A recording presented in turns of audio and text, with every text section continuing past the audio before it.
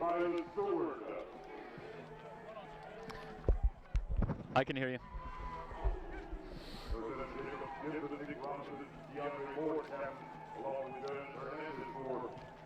Okay. So you'll just kind of give me a heads up here and then. All right. So, but I'm green, right? Okay. Okay. Want to welcome everybody to Wheelock Stadium, home of your Riverside City College, the Tigers!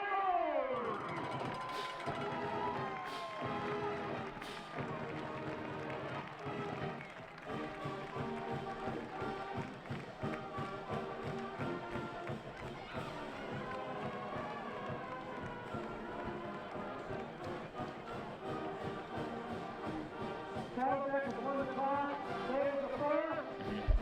Riverside will receive. Good luck. The officials of the night, today's referee, Steve Smith, the umpire, Charlie Cassidy, and it's Willington as the line, and then Jefferson the line, and Mark Brady in the field. Yes. The back end, Dwayne Burton. Okay.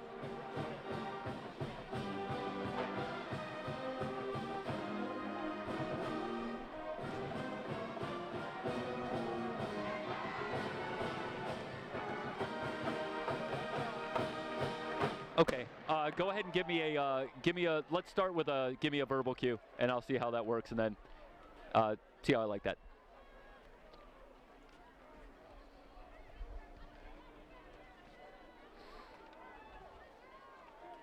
At this time, ladies and gentlemen, if I could get everyone to stand and remove all headgear for the playing of our national anthem.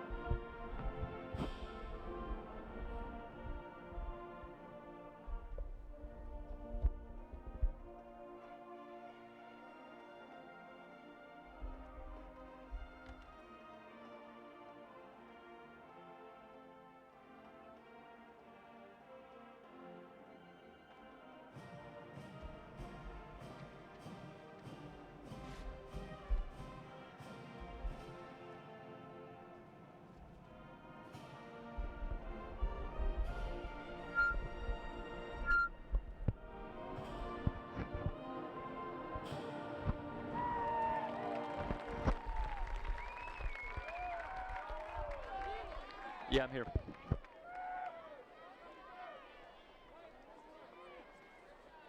Today, ladies and gentlemen, in state competition, Okay. the Riverside City College men's cross country team. Yeah, just let me know when you want me to come in. Championship. Today also in women's water polo. I'm getting a little bit from the PA, so I'm sorry. What was it? You're going to fade to black? City College women's water polo team are the state champions. Okay. Okay. Women's cross country, the third. And the California College and Athletic Association's decorum policy is in effect for all games throughout the event. Be respectful, courteous to each other.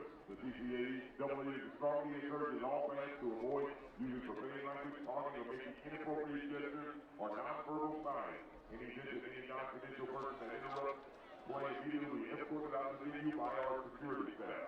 Those violating the CC decorum policy will be warned once. The further violator of the CC decorum policy will result in ejected from this venue. Thank you.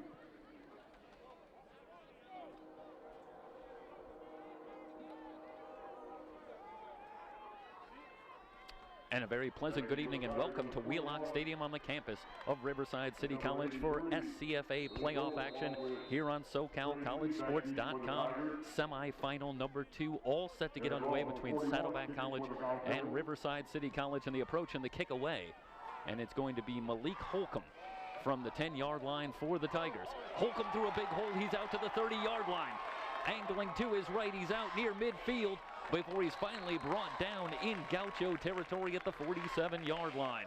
So Holcomb gets things started in a big way for the Tigers. The two teams tonight come in with identical records of 9 wins and 1 loss.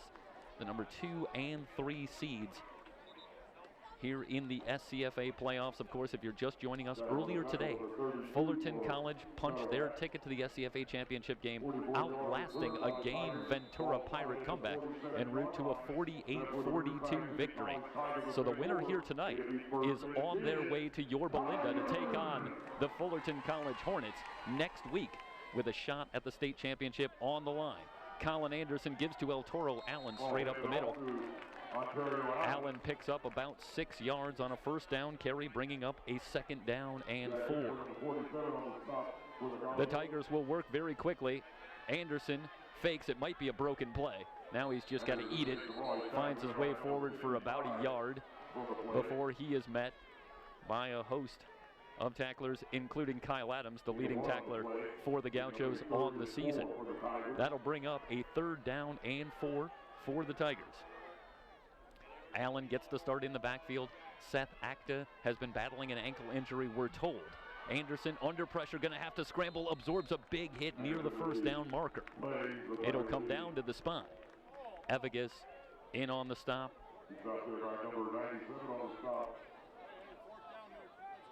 Okay, so it's a 4th down, and call it about a yard from the 38-yard line of Saddleback, and the Tigers are going to go for it. Anderson working from the shotgun. Fakes to Allen, completes the pass to Dominique Maiden for a 1st down. So the Tigers take a gamble early. Inside the Gaucho 40, they'll go for it on 4th down. They move the chains, and they have a 1st down now at the Saddleback 31-yard line. The Tigers punch their ticket as champions of the Central Division in the SCFA. The Gauchos, meanwhile, technically were winners of the Southern Division, but they still get the number 3 seed. And they travel to Riverside. Acta is checked into the game, circling to his right. He's to the 25. Acta trying to get the corner inside the 20 and pushed out of bounds at the 16-yard line. So the Tigers get the big return from Holcomb, set up in Gaucho territory, and now they have it in the red zone. 1st and 10 at the 16-yard line. They'll work from the right. That will be 1st down for the Saddleback Gauchos.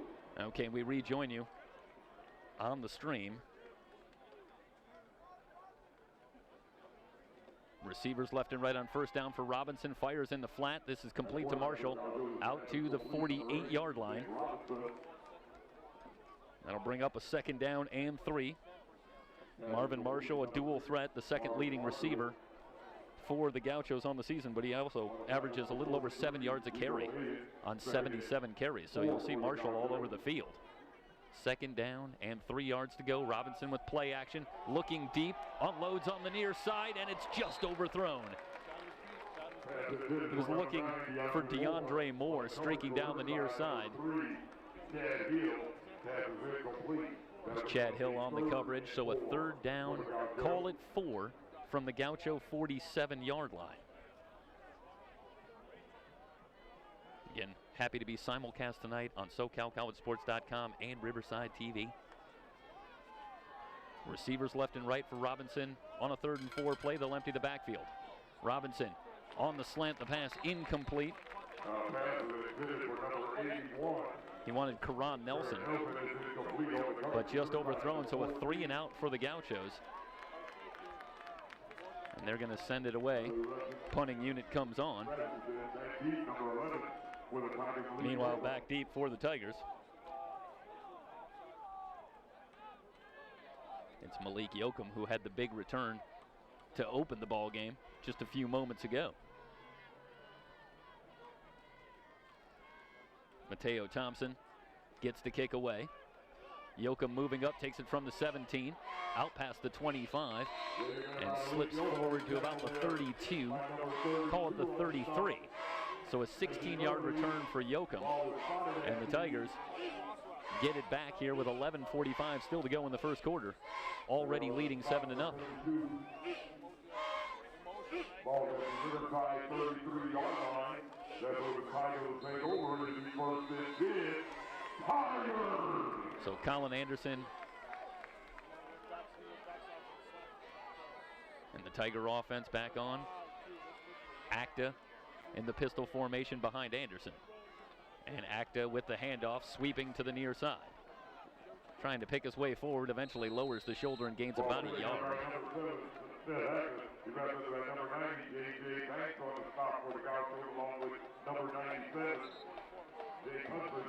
Hudson moving over for the stop, along with Nathan Goss. They'll give Acta 2 yards, so a 2nd down and 8. Coming up for the Tigers. They'll overload the far side with 3 wide receivers. As Anderson taking some time.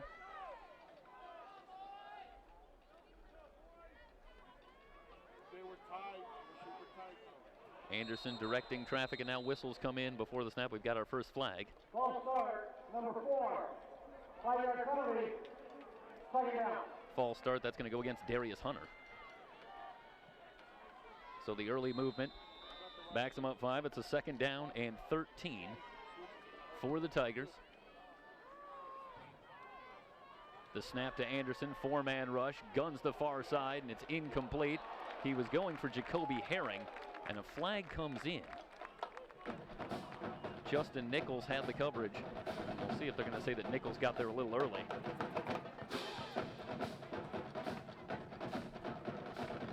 Pass interference, Saddleback, foul, first down.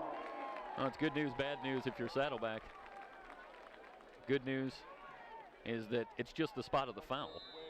So it gives the Tigers an automatic first down. That's the bad news, but doesn't really cost you a whole lot in terms of yardage. So a fresh set of downs. Anderson on the keeper and not able to get away from Holzinger, who drags him down after a gain of 4 yards. Anderson took over for Ian Feeber early on in the season, and he has not let go of this starting job. 23 touchdowns against 2 interceptions. That's how good he's been. Unloads on the far side, has a man, and the catch is made. This is going to be another Tiger touchdown. Malik Yokum. No, check that. It is Jacoby Herring. So Herring working one-on-one against Nichols. And just as I'm talking about Colin Anderson, he uncorks a perfect throw.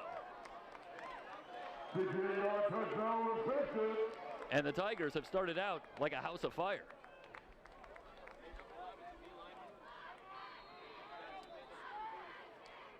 Hilfer on for the extra point.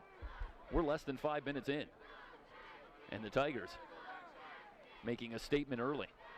Hilfer with the kick, up and good. Anderson up top to Jacoby Herring. Gonna take a look at the replay.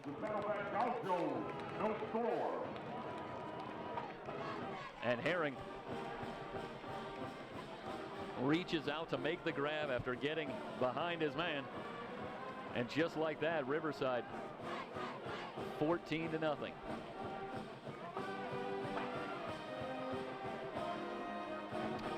Take a look at the team stat comparison. You see both offenses have been prolific, among the leaders in nearly every category in the SCFA. And the defense, if there is a difference between these two teams, it's going to be on the defensive side of the ball, where the Tigers have also excelled. Taking a look at the rushing average allowed, under 90 yards a game for Riverside. Just over 17 points per game allowed. That is one of the very best totals in the SCFA.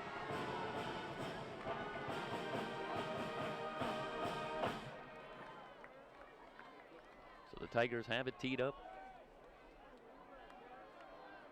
And it has to be a shell-shocked Gaucho sideline, already trailing at 14-0.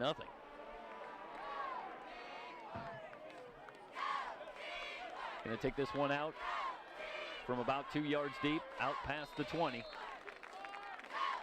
Binda on the return, gets out to the 24-yard line. And the Gauchos will take over. Tackled there by Craig Lee. Ball spotted at the 25-yard line. That's where the Saddleback Gauchos will take over. First and 10, Saddleback. They'll spot it at the 25. So Moore, along with Marshall and Wasserbach, the leading receiver, split out to the near side for Saddleback. Robinson fakes, throwing on the left side, and it's incomplete. That is incomplete. On the coverage, number 14, produced Hudson Robinson on the coverage for the Tigers. Looking for Karan Nelson once again. So Nelson, a little used throughout the season, but gets a couple of calls here early. In fact, we saw quite a bit of Karan Nelson in our coverage of Ventura College earlier in the year, as Nelson beat the Pirates for a couple of big plays, 2 touchdown receptions in a game earlier this year. That was back on October 1st, a 29-point win for the Gauchos. The penalty against Saddleback will back them up 5 yards. It'll be a 2nd down and 15.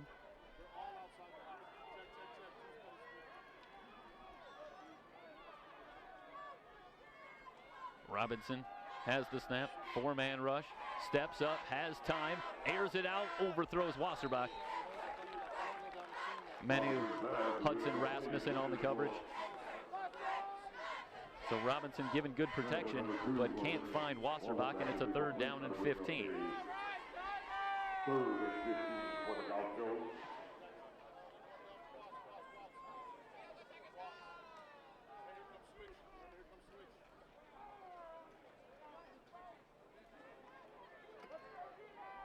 The Gauchos predictably spread it out, 4 wide receivers on a 3rd and 15. Robinson, straight drop, has time, fires on the far side, the catch is made. Pass is complete. Moore on the reception, but he's short of the 1st down by about 5 yards. So the 10-yard pickup, not good enough to move the chains, and here comes the punting unit for Saddleback.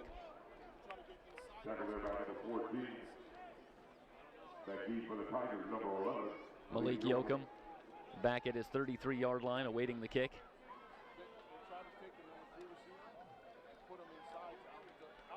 Coming from Thompson, has the snap.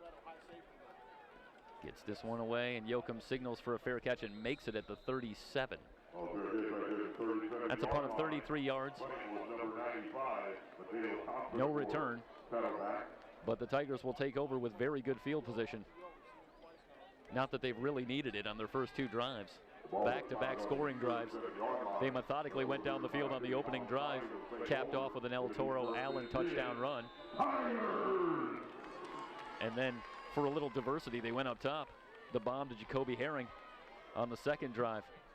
Allen in the backfield, gets the handoff straight up the gut, has a good lane. He's near 1st down yardage. So Allen picks up 10 yards. They will move the chains. Okay, I wasn't sure if it was 10 yards or 9 yards and 2 feet.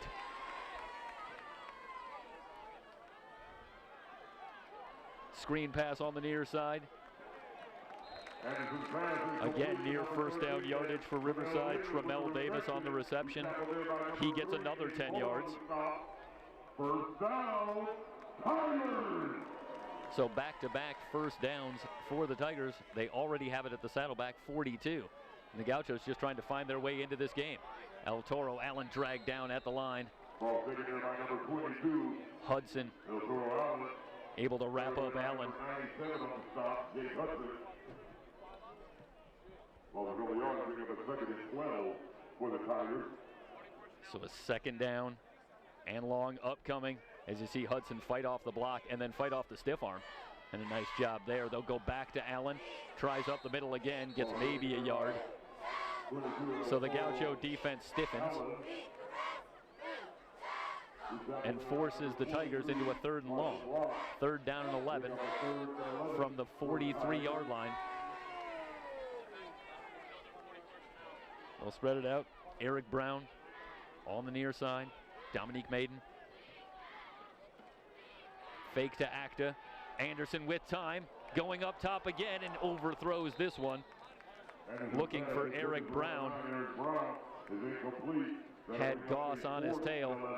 So the Tiger drive stalls at the 43-yard line. And for the first time tonight, we'll see the Tiger punting unit. That's got to be a welcome sight on the Saddleback sideline midway through this first quarter. And already they lead it 14-0. As you see the replay, I'll tell you, Brown had gotten himself a step. But Anderson a little too strong on that throw. The kick bounces inside the 15, takes a good roll for the Tigers inside the 10 and down to the 7-yard line.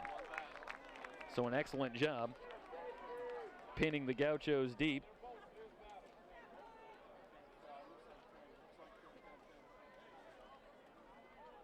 And the Gauchos trailing at 14-0. Will start from the shadow of their own goalpost, their own 7-yard line. 7:43 on the game clock, please.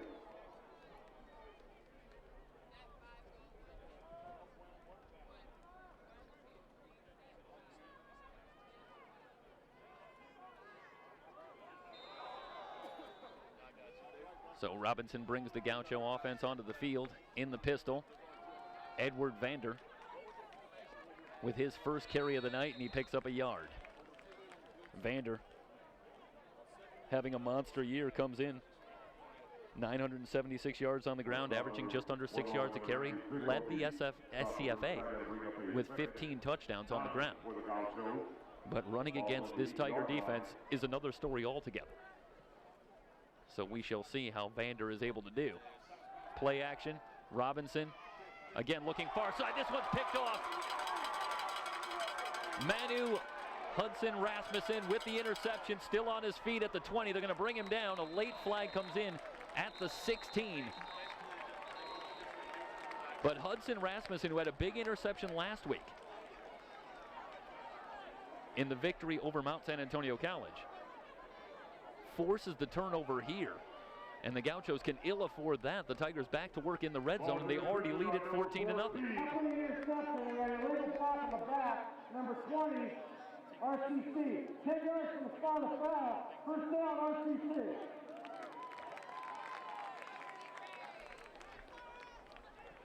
Meanwhile, we have a Gaucho player down on the field, so we'll step aside, come back to Wheelock Stadium on the campus of Riverside City College, and it's all Tigers early, leading it 14-0 over Saddleback College on SoCalCollegeSports.com and Riverside TV.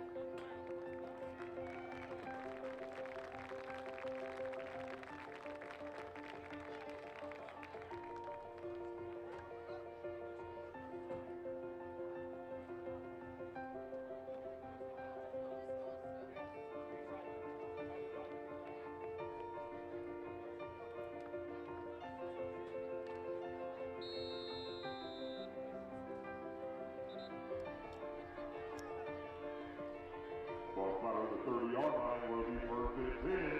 Tigers!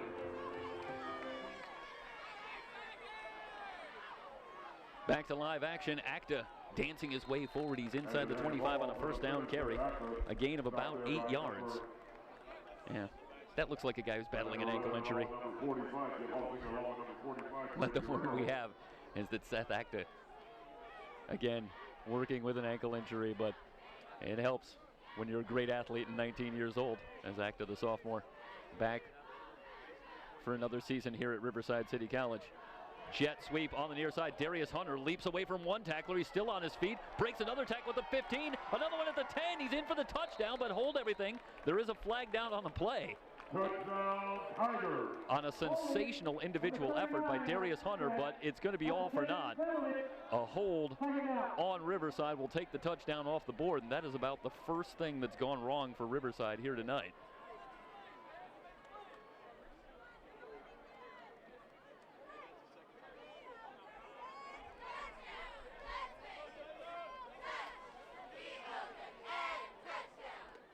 So they're going to back him up 10 yards with the holding call, take the touchdown off the board, and the Tigers will go to work from the 32-yard line facing a 2nd and long. Colin Anderson looks to the sideline for the play. Here comes El Toro Allen. Are they going to go with Allen and Acta together? No. So it'll be Allen who will stay on, replacing Acta on a 2nd down and long.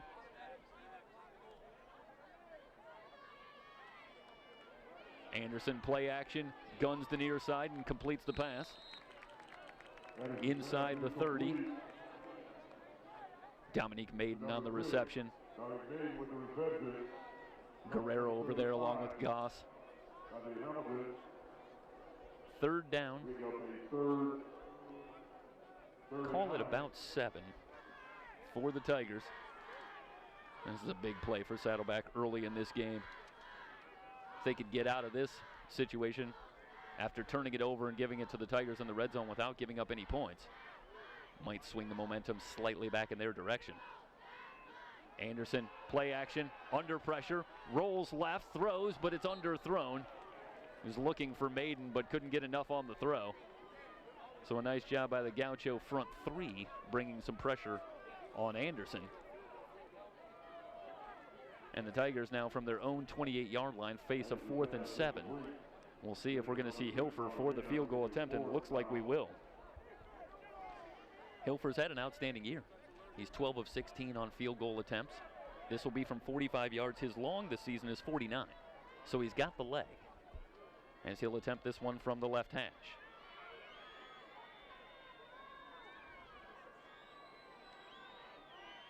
Here's the snap, the placement down. Hilfer's kick, plenty of leg, but he pulled it left. So Hilfer misfires from 45 yards, and the Gauchos dodge a bullet as they turn it over, but the Tigers unable to come away with points. Nonetheless, it's all Riverside early, leading it 14-0.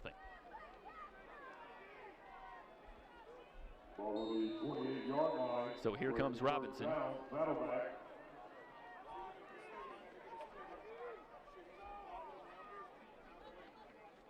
Vander in the backfield. They give it to Vander, straight up the middle. Lowers the shoulder, a flag comes in on the tackle, a 3-yard gain for Vander.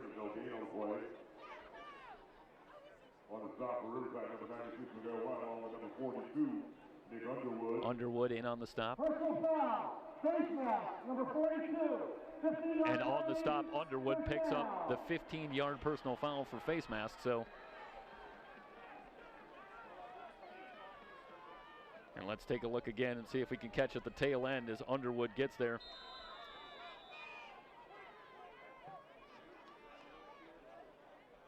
Well, he got up like he didn't do anything wrong, but I think that's what you're supposed to do. 1st and 10 from the 45. Blitz coming. Robinson under all kinds of pressure, and he has to throw it away. That's a dangerous throw from Nick Robinson, as he was feeling the pressure. And he throws that ball away, but towards the middle of the field. Silas Stewart coming on the blitz, and he nearly had Robinson wrapped up. Instead, it's a 2nd and 10. So Robinson stays out of a 2nd and longer. Stewart again showing blitz. Now will drop off. 4-man rush. Robinson looking left, throwing left. Marshall with the sliding catch.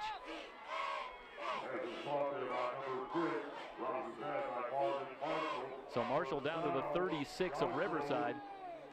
That's a 19-yard gain for Marvin Marshall. And the Gauchos trying to feel their way back into this game. They've got a drive going after the missed field goal by Hilfer. Some movement on the right side. And we'll see if this... Yep, it goes against Saddleback. Garrison Young from his right tackle spot.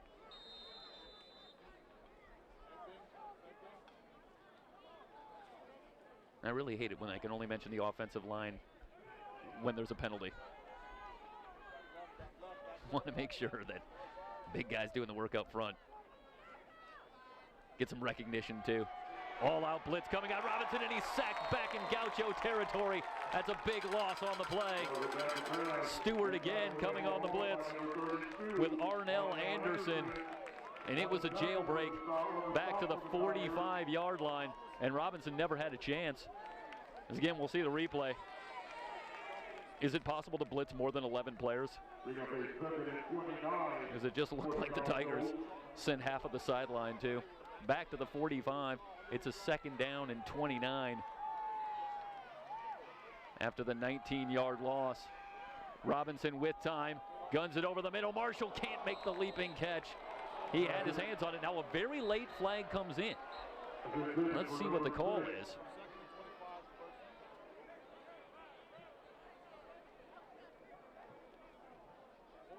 It's Kahani Smith who had the coverage, at least coming over the top. But on a 2nd and 29, this would be a killer penalty on the Tigers.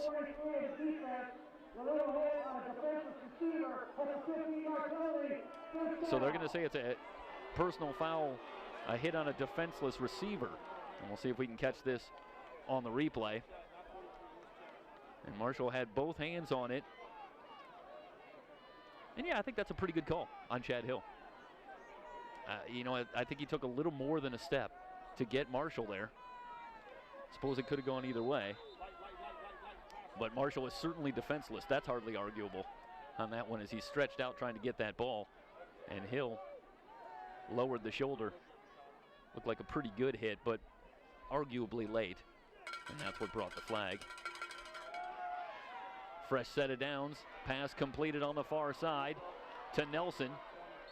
Slips out of a tackle. He's inside the 30, down to the 28-yard line. We have yet another flag. So after a slow start in terms of flags, now we're getting one just about every play. And this is going to go against Saddleback, so it's going to erase the completion to Nelson. And instead, back the Gauchos up. Under 4 minutes to go in the first quarter.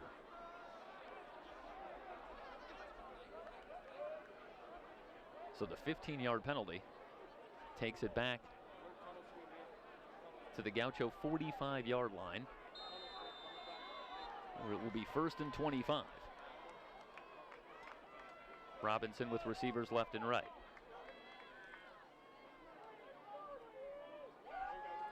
Play clock at 13. Still got a lot of time.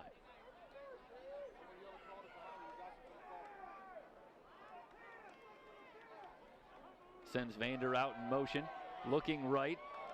Pass incomplete. DeAndre Moore, the intended target. The coverage by Hudson Rasmussen, very good. So the incompletion brings up 2nd down and 25 for the Gauchos. And early on, you have the feeling that the Tigers have already taken Ed Vander out of the equation. He's had a couple of carries for modest yardage. And the Gauchos throwing the ball on nearly every play. Another blitz coming. Robinson facing the pressure. Steps up, fires to Moore. Incomplete again. A little bit of pushing and shoving after the whistle.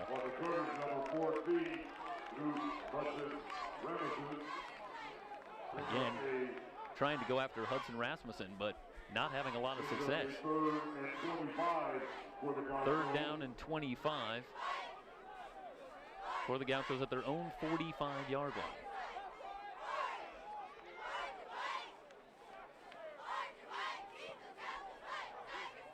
Three wide receivers sent to the near side.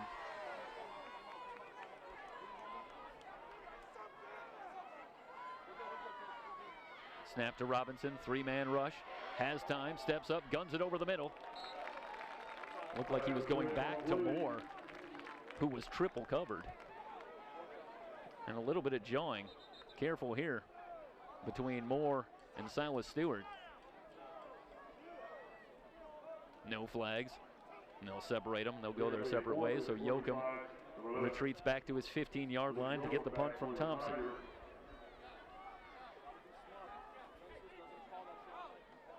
Thompson's already had a busy night. We're late in the first quarter. Gets this one away. High kick. Yoakum signals for the fair catch and makes it at the 18.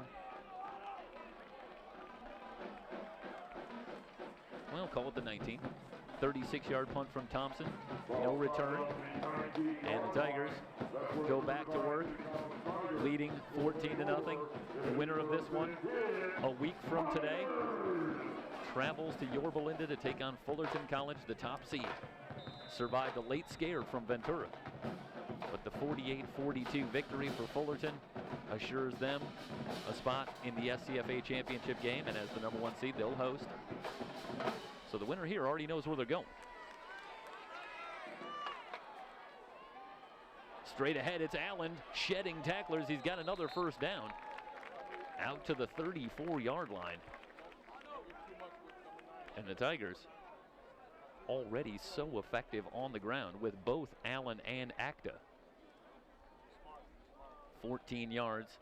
They give El Toro Allen. Out to the 33. Play action. Anderson has time. Pop flies. Looking for Darius Hunter. And flags come in. Goss had the coverage. And there was definitely a little bit of pushing and shoving as they were going for that ball. I guess the question is, did Goss get his head around where maybe you could argue it was incidental as they were both fighting for the ball? Saddleback with a 15-yard penalty. Push down.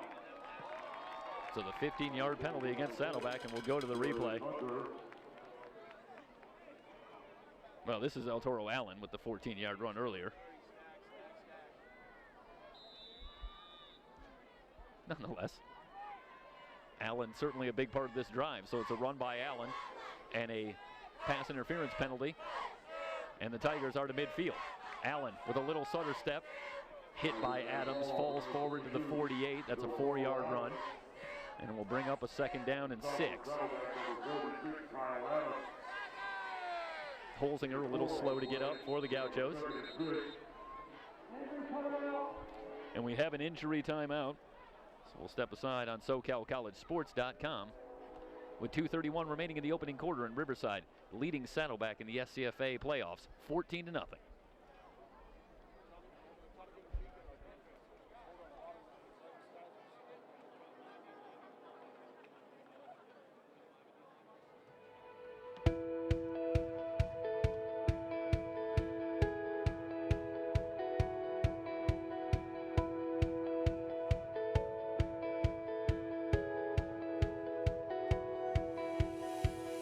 We put this event together for kids from ages 8 to 15, and for a way to introduce a STEM learning environment, we're actually using Little Bits as our main platform, and they're little snap together circuit boards that they use magnets, they click together, and kids love them. I think they're really easy to use, and they're kind of foolproof. For us, it's just an opportunity to bring something new and innovative to the kids in this community. I mean, we grew up playing with Legos, and it's kind of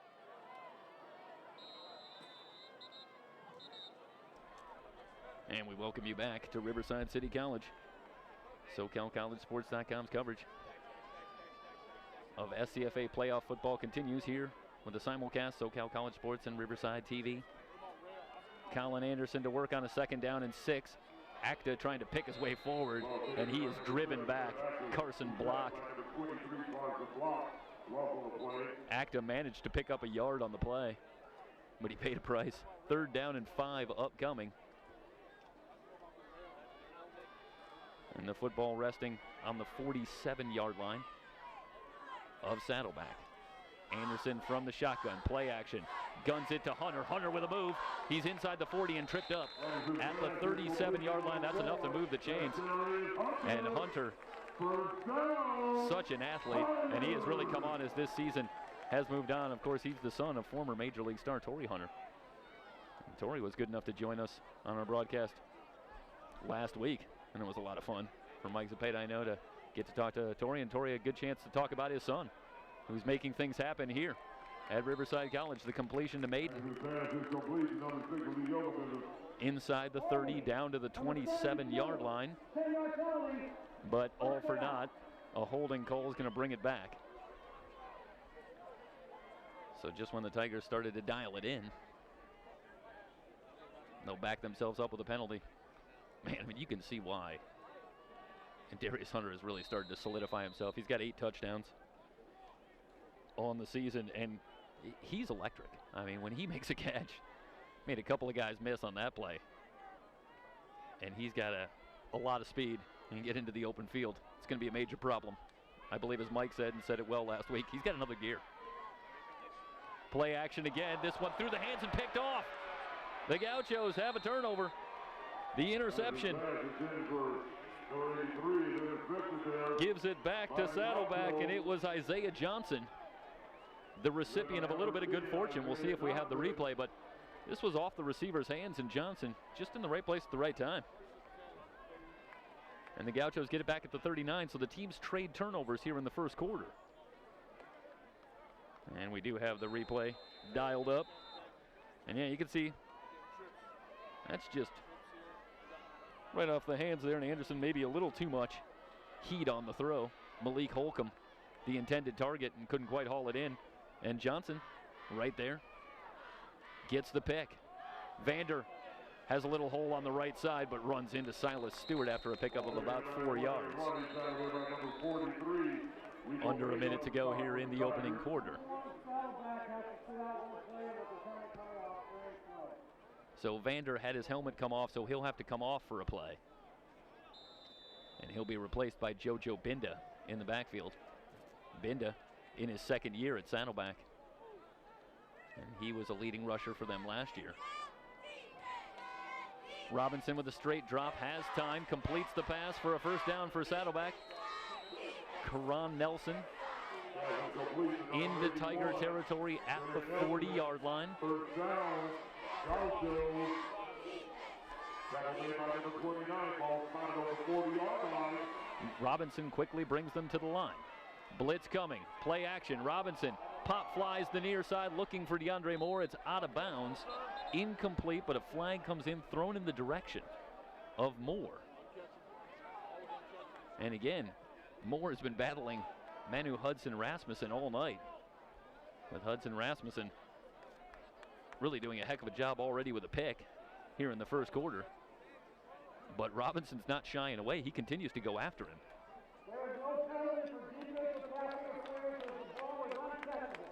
So the initial call was going to be pass interference, but they're going to rule that that ball is uncatchable.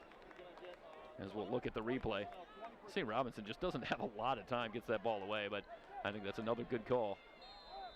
And Moore is not going to be able to come down with that ball. Second down and 10. Vander back on. They'll screen it out to Vander. Hit at the 40. Spins forward to the 39. That's a gain of just a yard. Solid tackling. That'll bring up a 3rd and 9 for the Gauchos. 3rd down and 9 from the Tiger 39-yard line as the first quarter draws to a close. We're through one quarter. And SCFA playoff coverage here on SoCalCollegeSports.com. Riverside on top of Saddleback, 14-0.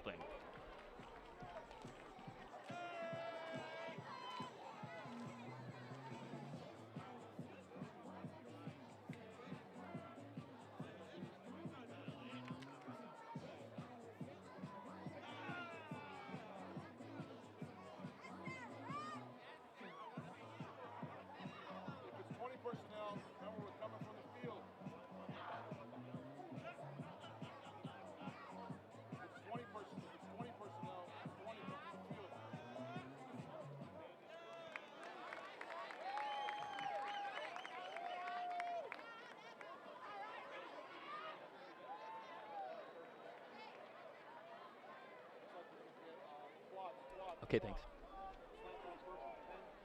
So happy you've joined us here on SoCalCollegeSports.com for tonight's simulcast on SoCalCollegeSports.com and Riverside TV. A 3rd and 9 for the Gauchos as they go to work at the 39. All-out blitz coming again. Robinson with good protection. The pass complete over the middle to Spearing.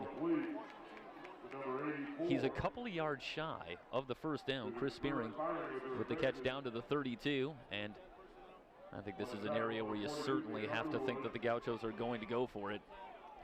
as they look to the far side for the call. You see again here, the Tigers bringing everything, but that time the protection was excellent. You see Spearing working against soft coverage. Was able to find an open spot. But nonetheless, a couple of yards shy of the first down, and the Gauchos will go for it on 4th down. Marshall on the jet sweep, trying to get the corner, lowers the shoulder, and he's got the first down. That's good hard running by Marvin Marshall. Talked at the top about Marshall averaging 7.5 yards a carry, and that's not on just a couple of carries. That's on 77 carries on the season. Excuse me, 27 carries on the season, so he still gets the ball fairly routinely, at least a couple times a game. So the pistol formation. Again, Marshall in motion. Vander with a move at the line. Able to pick his way forward and gain about 5 yards. So a 2nd down and 5 for the Gauchos from the 24-yard line. Okay, they don't really give him too much of a spot, so called 2nd down and 7 as Vander able to gain 3 yards. And the Gauchos again split out the 3 wide receivers to the near side. They'll empty the backfield as Vander is sent in motion. Another blitz coming. Pass over the middle, complete to Moore. He's inside the 5 and brought down at the 2-yard line, maybe the 1. It's going to come down to the spot. And again, the protection was very good for Nick Robinson as the Tigers dialed up another blitz. And a good job by Robinson, given just enough time, and then he steps in, and that's not easy to do when you got a couple of defenders bearing down on you. But he steps in, takes the hit, delivers a strike to Moore. And the Gauchos now have it inside the 5. And this is where Vander has been so effective all year as flags come in before the snap. The ball at the Tiger 2-yard line, so the Gauchos. Substitution infraction, defense 12 men in formation. That's half the distance from goal. Remains 1st down. So the penalty goes against Riverside. It's going to be half the distance, but it's going to move it to the 1. And I started to say that Vander, with 15 rushing touchdowns, has been particularly effective. Close to the goal line. These two teams both in the top 5 in red zone percentage. Not a big surprise from teams that do a lot of winning. Vander met at the line. Underwood delivers the hit, and Vander stoned.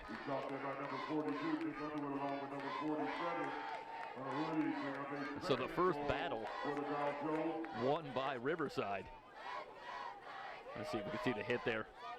And Underwood, the first to get there, and he gets a little help, and Vander denied. He lost a yard on the play. 2nd down, back to the 2.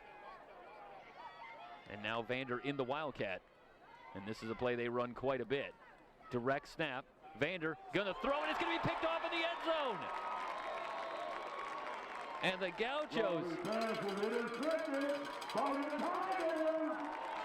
with a very costly turnover, Kahani Smith with the interception. And Vander doesn't often throw, even from this formation with the direct snap. And the Gauchos trying to mix it up. And a huge turnover, their 2nd turnover of the night. And they're turned away at the doorstep, and they still trail it 14-0. That's just a killer if you're a Gaucho fan. They went to Vander on the 1st down carry, and he lost a yard. Flags come in.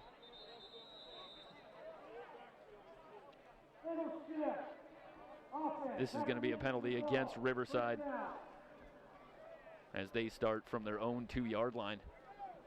Smith on the interception did elect to bring it out. He was in the end zone when he made the interception, and he wanted to try and make a play, but instead he gets brought down at the 2, so that is a postscript to that play. And something to keep in mind is he did set the Tigers with very poor field position, and they just backed themselves up a little bit more. They're at their own 1 with a 1st and 11. Anderson will work under center with 3 backs behind him. And again, he'll just keep it on the sneak, but he's moving the pile. And look at Anderson second and third effort. He's all the way out to the 12-yard line.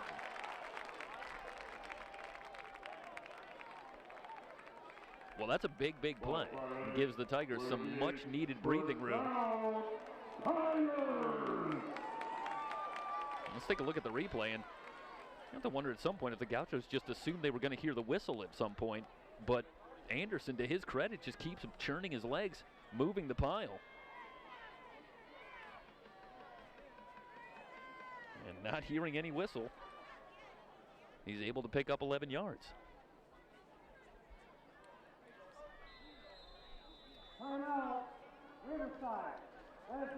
The Tigers are going to take a timeout with 11:03 remaining here in the opening half, leading 14-0. You are watching the SCFA playoffs here on SoCalCollegeSports.com and Riverside TV.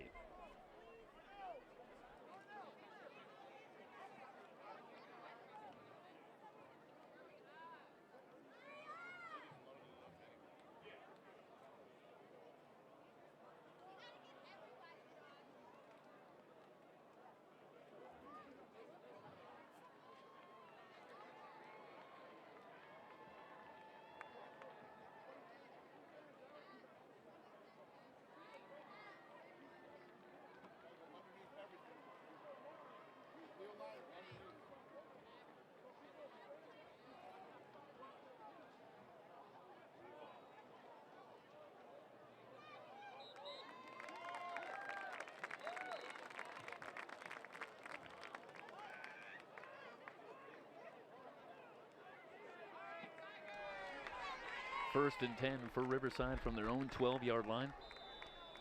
After the costly turnover, Vander intercepted by Kahani Smith at the goal line. Stalled the Gaucho drive just when it looked like they might be able to get themselves back within a score. Allen on the carry is out to the 17-yard line.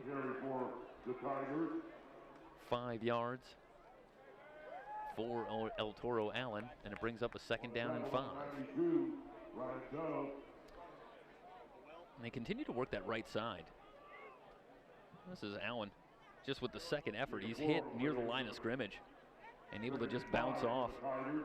And the Tigers, seemingly on both sides of the ball, and we've seen them a couple of times this year, and they play with such abandon. And they're just a very physical football team on both sides of the ball. Acta, meanwhile, checks in the backfield. Straight drop for Anderson. The protection is good. Guns it on the near side, just overthrown, looking for Herring. Nichols had the coverage on Jacoby Herring as Allen went to the back shoulder. But again, I talked about earlier today seeing Jake Luton for Ventura and watching Luton all season as we have in our coverage of Ventura College football. And he's got a real cannon. But Colin Anderson, I'll tell you, he takes a backseat to nobody. He has some kind of arm. 3rd down and 5. Anderson looking left, has good protection. Now the pocket starts to collapse, and he's going to have to eat the football. Takes the sack. Nowhere to go. The coverage was excellent for the Gauchos. Dallas Parker eventually gets the sack. But this is a coverage sack to be sure. It was a good job. And eventually Anderson just nowhere to go with the football. But that's a good, mature decision by Anderson deep in his own territory as well. You know, the temptation there for a young quarterback is maybe to try and make a play, but leading it 14-0 deep in your own territory, you know, you can send the punting unit out there, especially with this defense. You don't have to take everything into your own hands and try to make everything happen, and Colin Anderson does such a great job of that, as he only has 2 interceptions on the season. The kick ends up at the 46-yard line, so a 41-yard line, so a 44-yard punt with no return.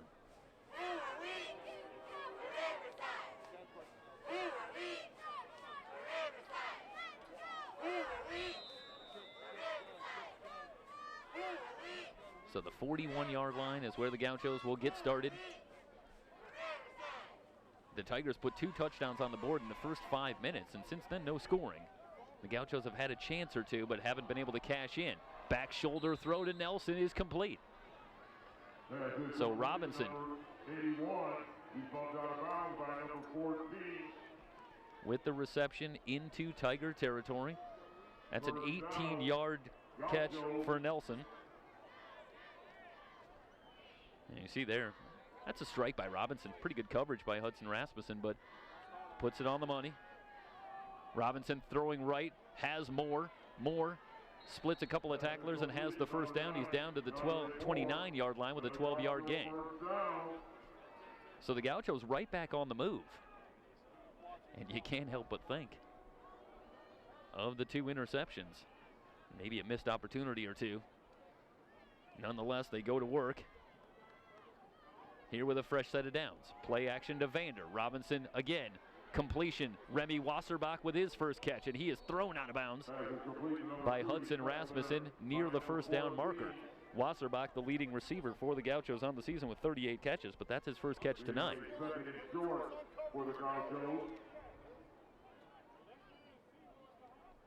9-yard gain for Wasserbach makes it 2nd down and 1. Play action again. Robinson throws off the back foot and overthrows Marshall. 3rd down and 1 coming up, and this is a big 3rd down for the Gauchos. Need to cash in here at some point. They come in converting 41% of their 3rd downs on the season. That's 6th in the SCFA. Predictably, all the teams in the playoffs efficient on offense. Where do you go here? Vander hasn't had a lot of success on the ground, but it's a 3rd and short. Riverside going to take a timeout. That's their 2nd charge timeout here in the first half, and with 8:24 remaining in the opening half, we will step aside with Riverside leading 14-0 on SoCalCollegeSports.com and Riverside TV.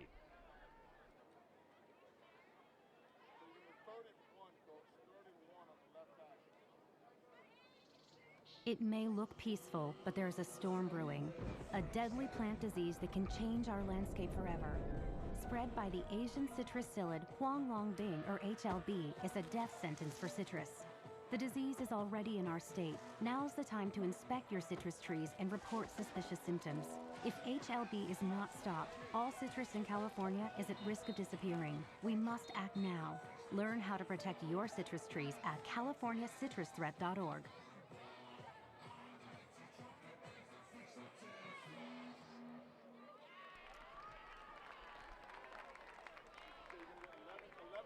So the Gauchos back on from the Riverside 20-yard line, facing a 3rd and 1. Robinson with Vander in the pistol. The give to Vander, tries the right side. 2nd effort, and I believe he got the first down. It'll come down to the spot. He needed a yard. He got about 1.5 yards. So again, it's not easy sledding against this Tiger front 7. Yeah, I think I oversold it a little bit. I think Vander got 1.5 yards. Nonetheless, moves the chain, so a fresh set of downs from the 19 of Riverside for the Gauchos. They'll go back to Vander. A good push up front. Vander with a big hole. He's in for the touchdown. 19 yards, Edward Vander. And the Gauchos are on the board.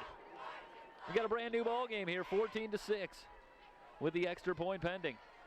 Well, Vander had no room, but you can only hold a guy for so long and give the offensive line a lot of credit. That was a good hole up the middle for Vander, and he ran almost untouched into the secondary and into the end zone. So the Gauchos have bounced back. Here comes Aaron Ball for the extra point. That one's off the crossbar and in. Wow. Well, it's going to look like he drilled it right through the uprights in the box score. So I guess that's all that matters. 14-7 after Ball puts it through. And the Gauchos back within one score with 7:58 remaining here in the opening half.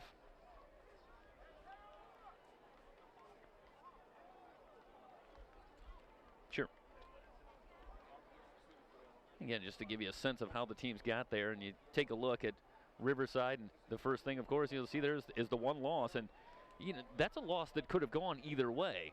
38-31, they lost that one in overtime, but Riverside took the lead 31-24 against Long Beach with under 2 minutes to go in that ball game. And the Vikings, led by head coach Brett Peabody, you have to give them a ton of credit. After having a big lead in that game and seeing it get away from them, they bounced back, went down the field, got the tying touchdown, and then won it in overtime. So the Tigers were really just that close to a perfect season coming into tonight. And if you want to think about the import of that loss potentially, consider that if the Tigers can hold on here, they're on the road next week playing at Fullerton College. If they win that game against Long Beach City College, they're probably at home next week. So when they think about the Long Beach game, I think it'll come to mind next Saturday if they're able to get the win here tonight. There's a flag on the kickoff. So we'll have a re-kick as ball comes back on the field.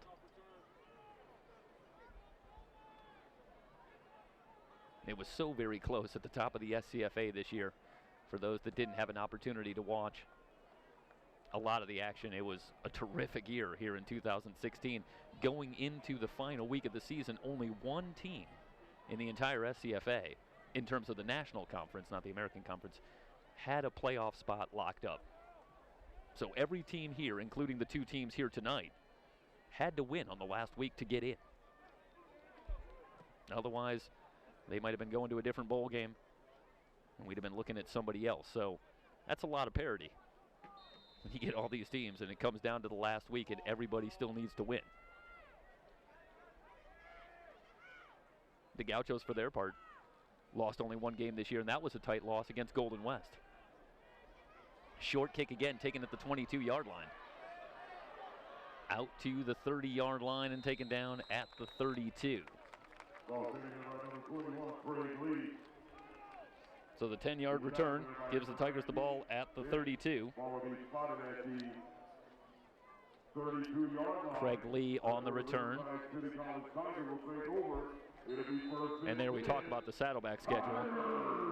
And you see the loss there on October 15th. That was a 3-point loss at Golden West.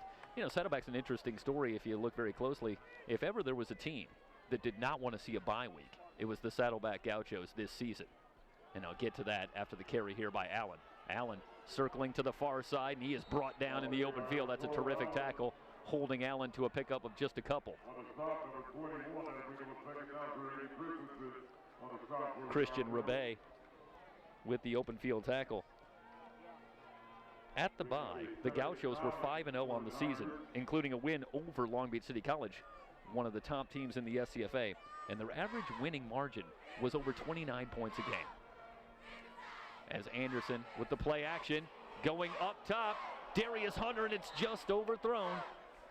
Hunter had gotten behind the defense, and he was in the clear. But Anderson, again, a little too much on the throw, and Hunter, fast as he is, couldn't run under it. Since the bye, the Gauchos have gone 4-1, but the 4 wins have come by just an average of 6 points a game. So the Gauchos were flying high round about the time of the bye, and then it all kind of slipped away. They did manage to get into the playoffs, but they've been struggling. In the second half of this season, the pass intended for Maiden is incomplete, and the Gaucho defense makes a stand, and that'll bring on the punting unit and Seth Acta. Acta, double duty, running back and punter. And though I am a fan of NFL history, I do not go back far enough to remember another running back punter combination. Quarterback punter, yes, but running back punter, I don't have that one. I think I'd have to be a fan of really old school football. Acta gets this one away. A low kick, takes a Tiger bounce, and they'll down it at the 31, 36-yard kick. No return. And the Gauchos, with 7:11 remaining here in the opening half, with an opportunity here to potentially tie this one up. They'll move it back to the 30, and that's where the Gauchos will go to work. Not surprising to see that the Gauchos have bounced back in this one. Talking about a team that won 17 of their last 18 regular season games. This is the defending SCFA champion who went north to City College of San Francisco last year. before falling to City College in the state championship. Robinson completes it to Moore. Moore with a move at midfield. He's at the 40, 30, 20. It's a foot race, and Moore's going to win it. DeAndre Moore, 69 yards. The Gauchos are an extra point away from tying this one up. 70-yard touchdown, Riverside. Well, that was a bullet from Nick Robinson, too. We'll wait to get the replay queued up. I'm sure we'll want to look at this one again, but it's a well-designed play and executed flawlessly. And while we're talking about the speed of Darius Hunter and the like, DeAndre Moore flashing some jets of his own. Moore comes in, by the way, as that's his 9th touchdown reception of the season. DeAndre Moore, I was thinking about this during the week, he gets my Cliff Branch Award for the coverage here tonight. 25.5 yards per reception on average for Moore coming into the game today, and he just improved on that number as he goes 69 yards for the touchdown. And the Gauchos have pulled even at 14. Got a brand new ball game here on SoCalCollegeSports.com. You're watching the SCFA playoffs. Number 9's the only guy with the juice, right? Good. You want to tell Mono to stay on number 9 side? But he retired number 83. He opened along with number. That's really the only guy that's got juice like that.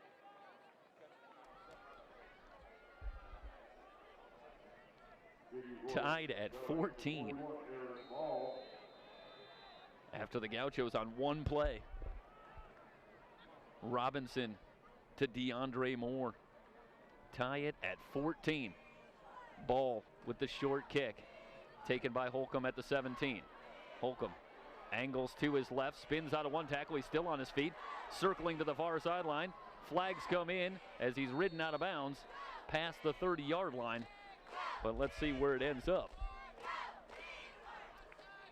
Well, about 5 minutes into this game, it looked like it couldn't be any easier for the Tigers.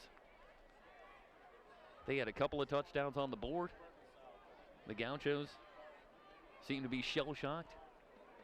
But slowly and surely, the Gauchos have gotten themselves into this football game, and now they're a very confident football team, having tied this one up at 14, and they're having some success on defense as well, as the Tigers suddenly have stalled somewhat offensively. See how Coach Kraft and the Tiger coaching staff elect to go to work here with Acta in the backfield behind Anderson. Acta on the right side with a good lane. He's out past the 30. Near first down yardage, a 9-yard run for Acta, and a second and short coming up. And you have to wonder, if you're the Tigers, why go away from the running game? It seems that every time they hand the ball off, they're ripping off chunks of yardage. Flags before the snap.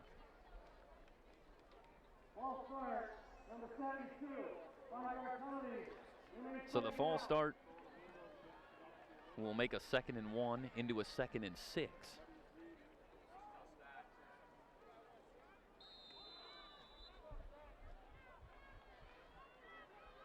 Anderson has the snap. Handoff straight ahead. And a pickup of about 3. And a big 3rd down and 3 coming up. But here's the difference. This, I think, is a big 3rd down for Riverside. Gaucho's playing with a lot of confidence, and right now, I think if you're the Tigers, points or no points, you'd like a couple of first downs to try and swing the momentum back. So we have an injury timeout on the field.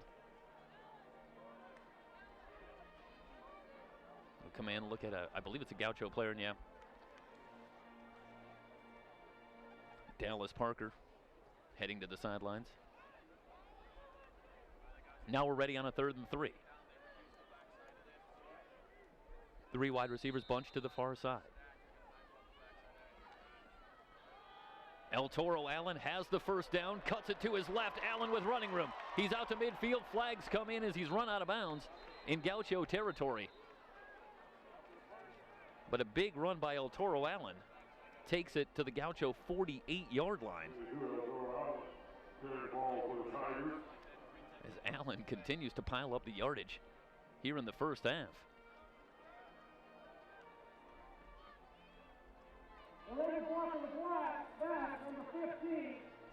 So an illegal block in the back on Jacoby Herring is going to take back a healthy chunk, if not all of the yardage from the run by Allen. We'll see if we can pick this one up here. And yeah, I think I see it there on Herring coming in from the sideline, and a push in the back and a good call there. So it becomes a 3rd and 6 now after the penalty is marked off. Anderson looking left, has a man wide open. First down yardage for the Tigers.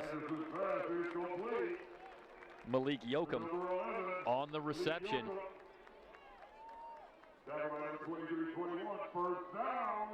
So Yoakum with a big 3rd down catch takes it out to the Riverside 45-yard line. And a fresh set of downs as the Tigers go back to work. Acta dancing in the backfield, hit at the line. Chris Evigus dragging him down. No gain on the play. Ticking down toward 5 minutes remaining here in the first half.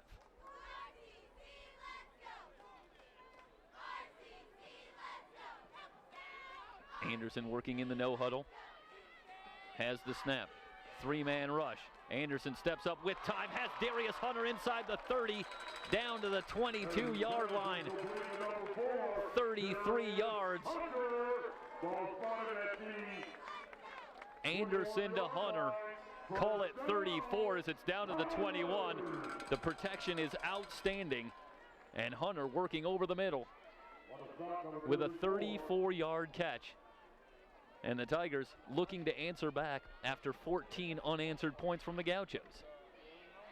1st and 10 from the 21. Play action. Anderson steps up, fires in the flat, completes the pass.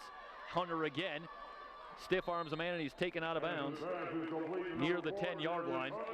They'll spot it at the 11, so Hunter picks up 10 more yards. And they haven't moved the chains yet. And if he's short by about an inch. So Hunter, a good job running after the catch, nearly picks up the first down. It's 2nd and inches. The Tiger offense again has the Gaucho defense reeling somewhat in the hurry up. They'll slow it down now. Now they'll wind the clock, as it is indeed a first down. El Toro Allen over his right guard, going nowhere. Adams in on the stop. Carson block coming up from his linebacker spot. 2nd down and 10. Acta on now, replacing El Toro Allen. Blitz coming. Anderson pop flies, looking for Herring again. Herring with the fingertip grab, and he's got it for the touchdown. Wow, Jacoby Herring. That ball looked like it was overthrown when he first threw it. But you can't teach speed. And Herring able to run under it and make a tremendous fingertip grab. Okay, they're going to show the extra point here, then we're going to get to the replay. So Herring having himself a first half, a couple of touchdown catches. And the Tigers go back out in front, capping off a 68-yard drive.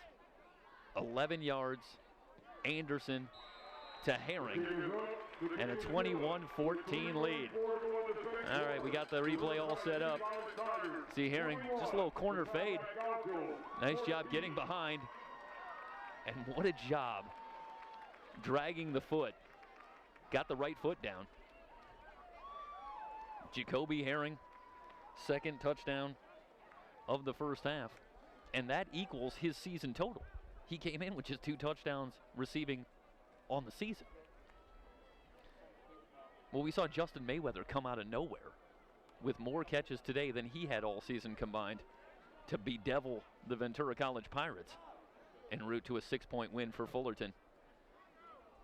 And Herring is the second leading receiver for this team. So not as big a surprise here, but only had 2 touchdowns coming into action tonight, and he's got 2 on the board in the first half. So you just never know in the playoffs. It's such a short window who the hero is going to be. And so far for Riverside, it's Jacoby Herring. A 21-14 lead with 3:34 remaining in the first half.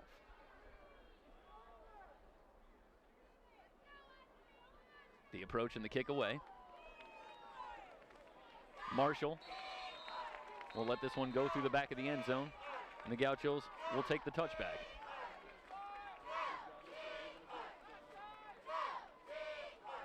Well, that's a great response by Riverside after the Gauchos had really started to dominate the action.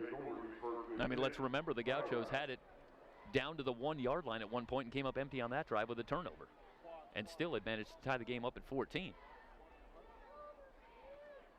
So they were really controlling the action, and the Tigers come back with a methodical drive, a big play to Darius Hunter, helping to key the scoring drive, capped off as Anderson finds Herring. Robinson completes a pass to Nelson. Nelson dragging a tackler, Devane Crenshaw, for 12 yards. And a first down quickly out to the 37-yard line. Plenty of time on the clock for the Gauchos here in the first half. They also have all 3 timeouts remaining. Robinson quickly to the line, has the snap. Play action. Off to Nelson again, another catch. Out to the 45. It's 8 more yards and a second down and 2 coming up. Maiden on the stop.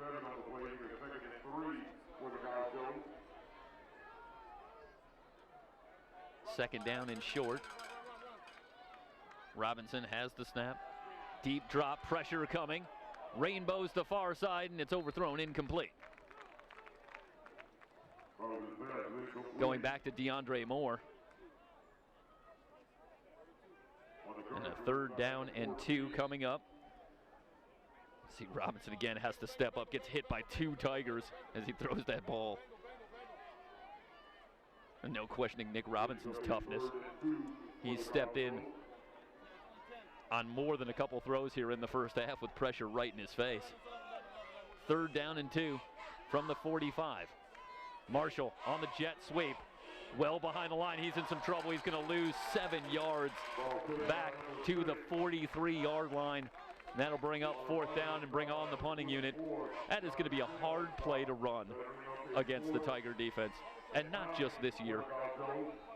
Speaking of the kind of athletes that the Tigers tend to get over the last several years, the jet sweep, it's not going to be easy. A lot of speed on this defense, and they strung that play out, and Marshall had nowhere to go, losing 7 yards. Mateo Thompson on. Holcomb waits back at his 25-yard line. Good kick from Thompson. Holcomb from the 29, and he's hit immediately. Does a good job just to hold on to the ball. 33-yard punt.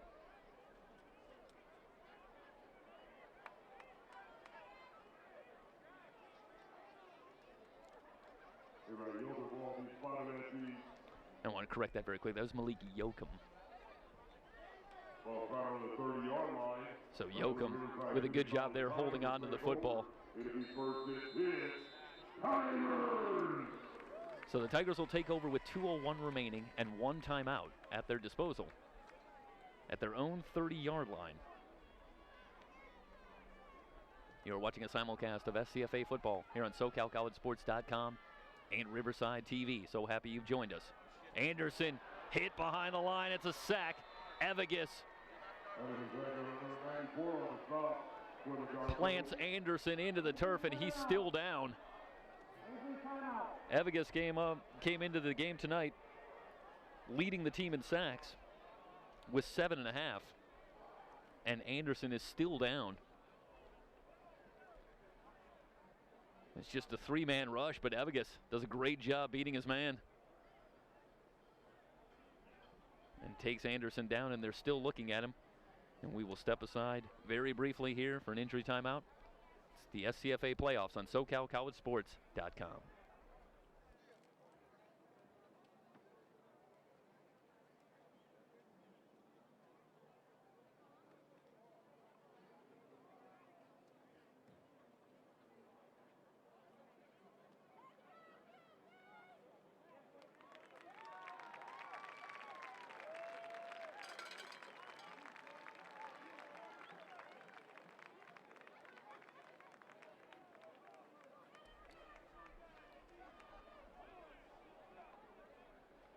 So Anderson will have to come off. He does leave under his own power, and that's a welcome sight.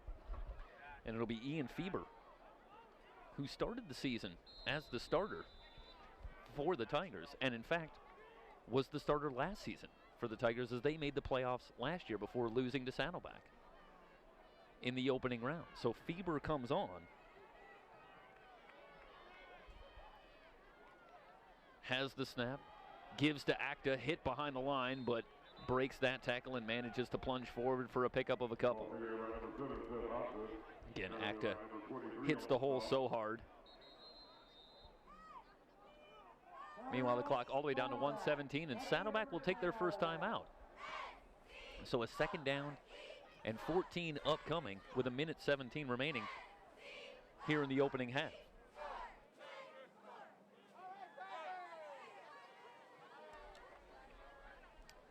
Starting to talk about Fieber.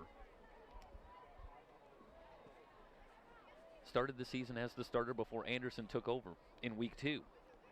And Fieber had been struggling over the first few weeks. In weeks 2 and 3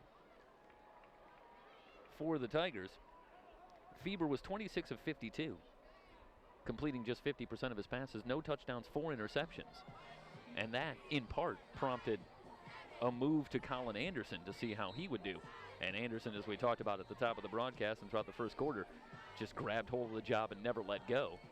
And not much opportunity for Fieber to come back. But over the last few weeks, Fieber has been able to come in relief in a couple of games, and also Anderson missed much of the victory over Bakersfield College earlier in the season after he left the game in the first quarter with an injury.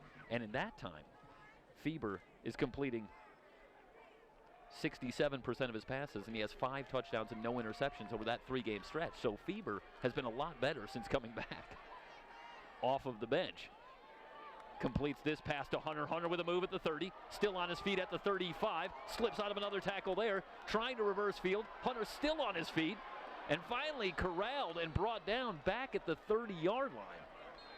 Well, at one point, Hunter had about a 10-yard gain, but in trying to make a play, he ended up going back to the 30, so it turns into a 4-yard gain. It's a 3rd and long coming up with a minute remaining, and the Gauchos are going to burn another timeout. And if you're a defensive coordinator and Darius Hunter doesn't make you nervous, I don't know what game you're watching, as he makes about 4 guys miss on this run. But the Gauchos do a great job of continuing to pursue, and finally they're able to corral him and bring up. Well, now as I check, it's a 4th down and 10. So with a minute left, the Gauchos are going to get the ball back, and they still have a timeout remaining themselves. So just to finish the point on Fieber, struggled in the early season, but then since coming off the bench, has been a little bit better. In fact, been a lot better. So the Tigers, with a nice problem to have, you've got a quarterback in Colin Anderson who's playing the position about as well as a guy can play it right now.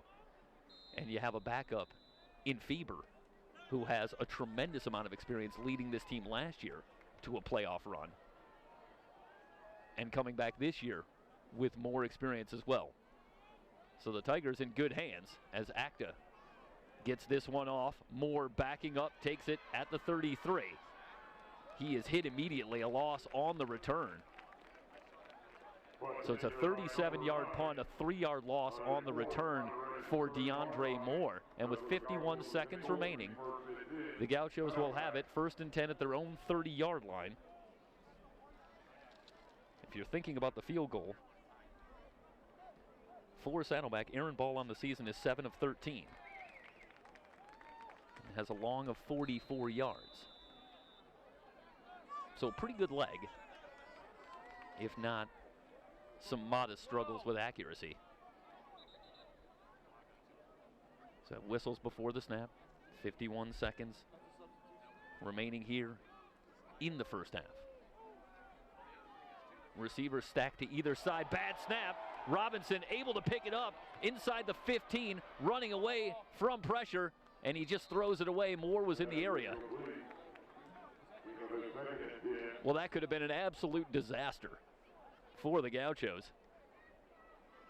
as it was a ground ball on the snap that got past Robinson. And this takes a nice little hop for Robinson, and he's able to pick it up. And that is a break for the Gauchos, to be sure, as it's just an incompletion and a 2nd and 10 coming up from the 30.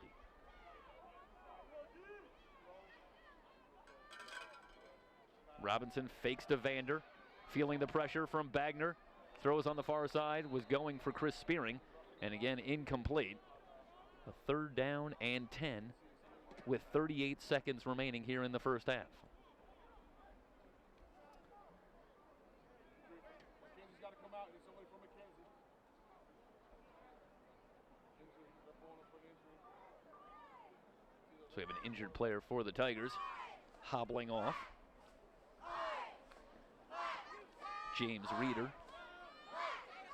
heading to the sideline.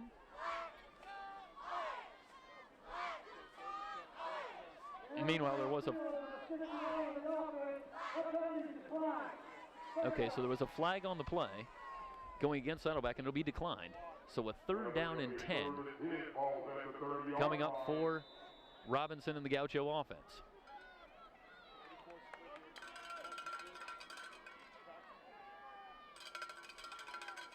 Tigers showing blitz. Here they come. Robinson has time. Catch is made by Karan Nelson. He is cut down, has the 1st down. Out to the 44-yard line. That's a 14-yard pickup.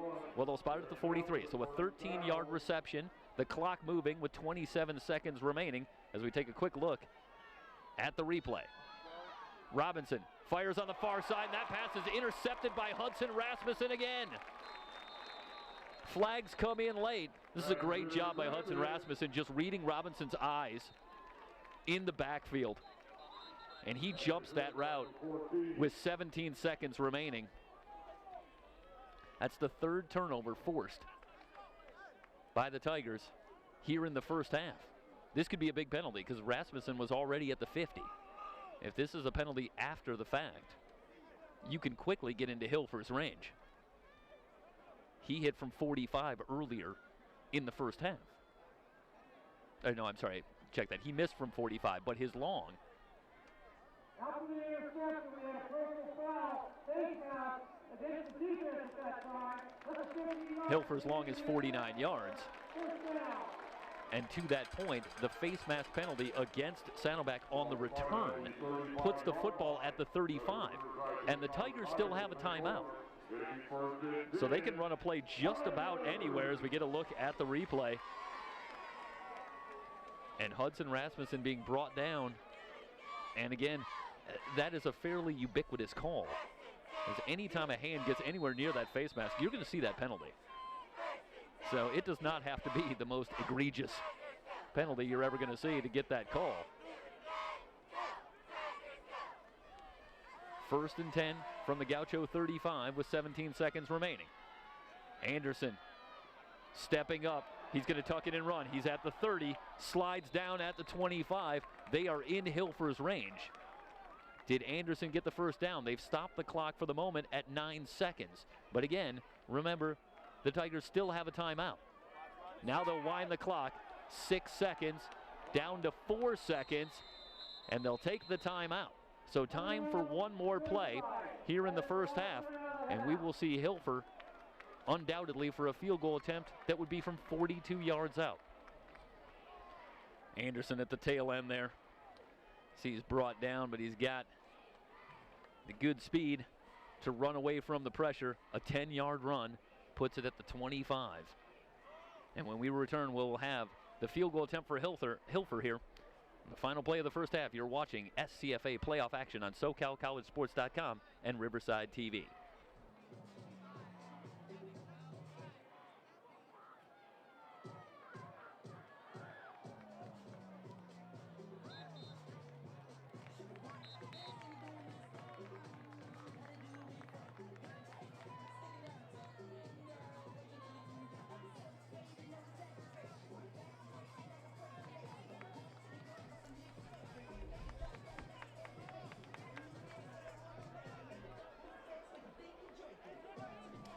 Well, interestingly, this is not Hilfer who is going to attempt the field goal.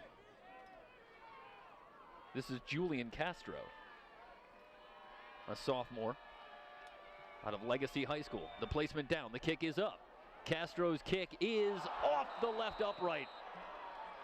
So Castro doinks it and misses by just that much on the last play of the first half. So the Gauchos dodge another bullet there, and we head into halftime. 21-14, Riverside on top of Saddleback. A spot in the SCFA championship game on the line here. SCFA playoff action on SoCalCollegeSports.com and Riverside TV.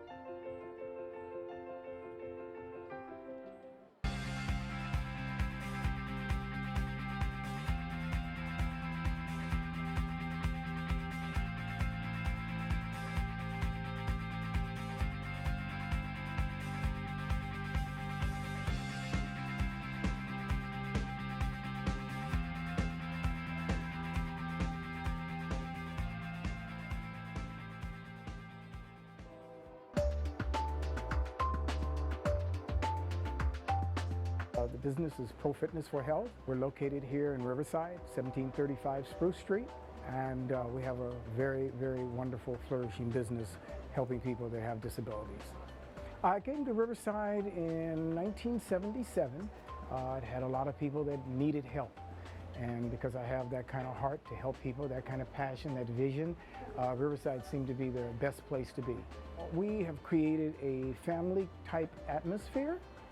And when we work with people that have neurological diseases, we think outside the box, we're innovative, and we're more creative. And I think this was what sets us apart. The best thing I love is to see people get better, to see people come from where they were when they come through the doors, like in wheelchairs, and being able to come out of that wheelchair and walk again, and to have some kind of life. This is the greatest enjoyment of my whole job. I was diagnosed with MS over 30 years ago. I spent 30 years in a wheelchair, paralyzed, and I came here and I could not move. I couldn't move anything. Greg got me up one step at a time, and I remember walking around that other gym. How many steps? It was so exciting, and he's been my miracle. People are really getting well. They're getting better, and that's what inspires me and motivates me to keep it up and to go 16 hours a day.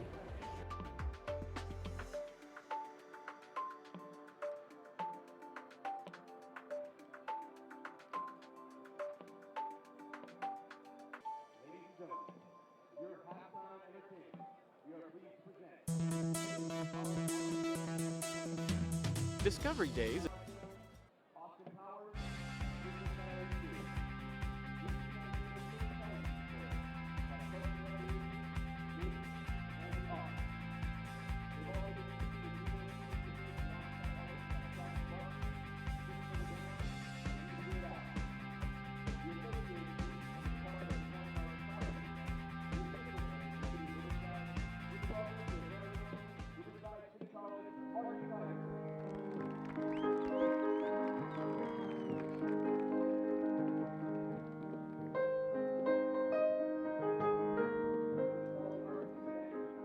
I think I was 4 years old when I started. I wanted to do piano because my brother was joining lessons, and so my parents asked the teacher if they could enroll me, and the teacher said I was too young. My brother would practice, and because I just wanted to play piano so badly, I would listen to him practice, and when he would finish practicing, he'd still leave the sheet music on the piano stand, and so I'd go and I'd kind of memorize his piece in my head and try to replicate it onto the piano. So I guess that's how it kind of started. My parents are like, why is Daniel practicing so much? And they look and it's me practicing. So they're like, we need to put him in lessons right now. Music was, of course, very important, but I wanted to go into the field of medicine. And so I think it was between here, La Sierra, and UCLA. The music department here at La Sierra has many connections and links to people in LA, people on the East Coast, and so it kind of made that decision a little easier for me. Now I've since dropped the pre-med part of my studies, and I'm going into music just full time.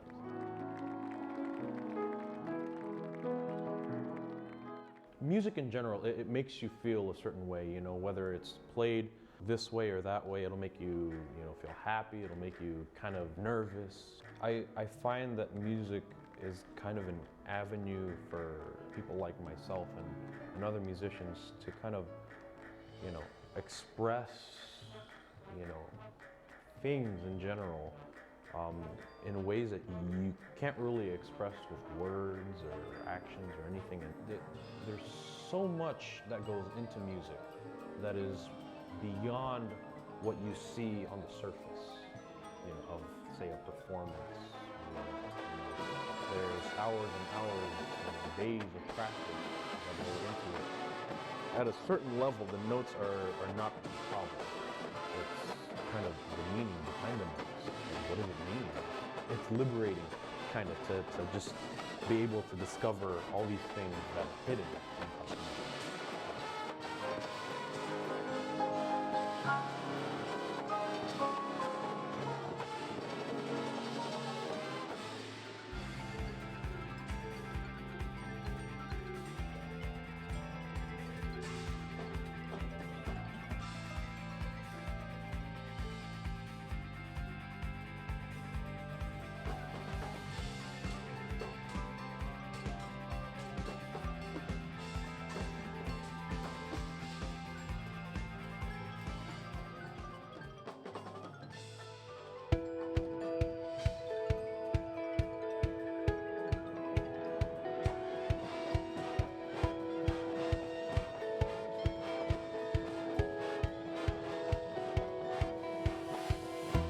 Put this event together for kids from ages 8 to 15, and for a way to introduce a STEM learning environment, we're actually using Little Bits as our main platform, and they're little snap together circuit boards that they use magnets, and they click together, and kids love them. I think they're really easy to use, and they're kind of foolproof. For us, it's just an opportunity to bring something new and innovative to the kids in this community. I mean, we grew up playing with Legos, and it's kind of the same concept, just 2.0, adding more robotics to it, adding electronics. And this is just something new to add to our summer camp program. We're actually one of the only library in California that's a Little Bits chapter. And we're really proud of that because we want to be the innovators in technology. We put all the parts together and lay them all out for them.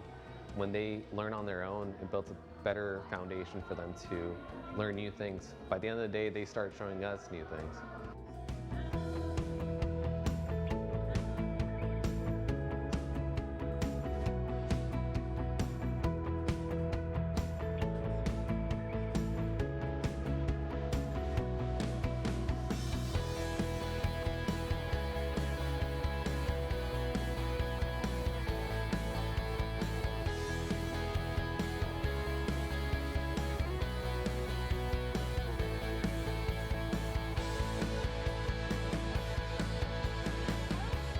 So if anybody else is interested, we welcome everybody from all age groups. We do have monthly and weekly classes at Casablanca, and everybody's welcome to join. We'll help you and guide you through the whole process. We hope to see you there.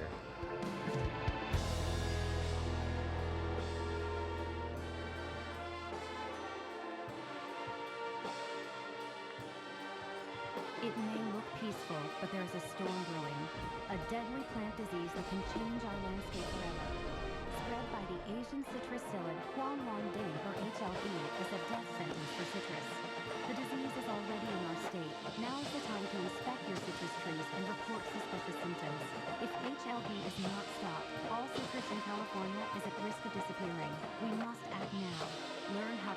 your citrus trees at californiacitrusthreat.org.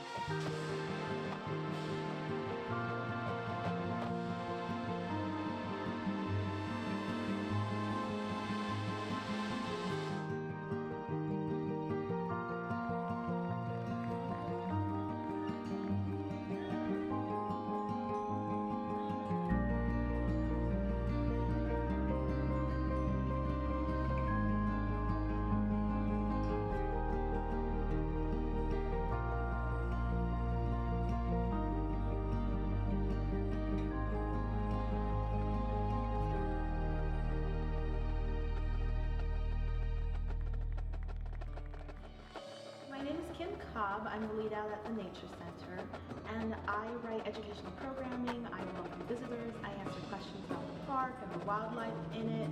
We do a lot of interpretation, so we tell people about nature in general. We get people involved in citizen science, which is the partnership of citizens who aren't involved in the sciences with scientists themselves, and we have a lot of fun. The Nature Center started in June 2014 is when we opened, and since then we've just been entertaining visitors, and we were really started as a citizen science push to really sort of be a hub for citizen science to happen, to really get people involved in the sciences and in nature in general. People can see animal specimens, things specifically that are in the park, lots of craft activities, little displays that change out regularly, maybe about how to track animals, or about what a lichen is, or reptiles, the poisonous snake in the area, bats, coyotes, some of our larger mammals. My favorite thing about the Nature Center is that every single day we get to talk about something different. We get to do different sorts of displays and events every month. It's a great place to come in, to rest, to learn something. If you want to release your inner child or your children, you can do a craft activity with them. So it's just a nice little place to come in, cool down, we have air conditioning, and we're friendly.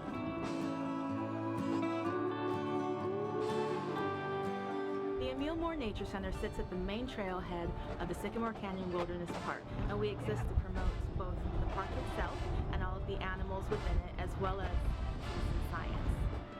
You get so used to seeing, buildings and people everywhere. It's nice to kind of see some nature, listen to the wind. I live in Ontario, so it's a little bit of a drive, but I mean, super fun. You can get like a full day's exercise here. You get a little bit of the frustration, from the work week out too. So it's a little bit of everything. I love this place. It's just important to have something so that way you can pass this on to people. Like, oh, look how cool it is. Like, it's literally 2 minutes away from the road, and you can walk 25 miles. I think it's a big benefit to any community just to have somewhere to go and walk and exercise and be in nature and not have to drive miles away to be able to do that. I mean, I've worked with some kids, and maybe you too, but a lot of students have never been out on a preserve, never been on a hike, and I think it's important to make sure these areas are available for everyone, no matter where they live, so that they have access to the outdoors. I agree. I think it helps round out our lives. They're so busy, and we're going here and there, and to go into nature and find something beautiful in our own backyard is awesome, that you don't have to go far, but enjoy where you are. He's at UCR, so he's always trying to get students to come over here for mental health breaks, for, just to see Riverside. We've got such a gorgeous view of the whole Inland Empire, actually, from up here, so this is the spot to come. We have all loved the national parks and the state parks, but it's these little places like this that just offer you the opportunity to come anytime during the week, right after you get off of work, or on a weekend when you don't have a lot of time. It's something that everyone can enjoy. It doesn't cost any money. These kinds of urban parks are really the gems of California, I think.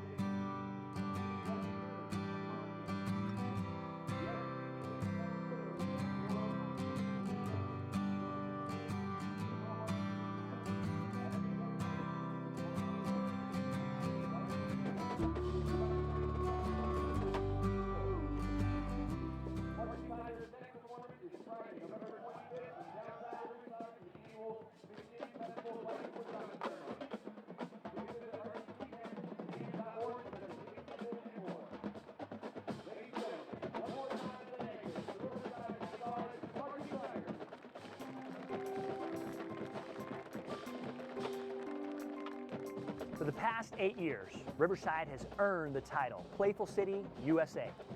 Hi there, I'm Rusty Bailey, your mayor here in Riverside. And over the past several years, I've told you about Riverside's 58 parks, our 14 community centers, and 7 community swimming pools. We have 2 skate parks and a municipal golf course and tennis center, all which make up Riverside's award-winning park system. But as we all know, play doesn't only happen in our parks. In Riverside, play involves 8 libraries, our museum and nature center, as well as thousands of recreation opportunities for fit, fresh, and fun programs, classes, and events. As one of the inaugural cities involved with the Playful City USA National Recognition Program, Riverside aims to provide innovative recreational experiences and social enrichment opportunities to address the changing needs for people of all ages and cultures in a variety of safe and attractive parks, trails, landscapes, and facilities. This year, we figured we'll let our youth do the talking by answering one simple question: how do you play?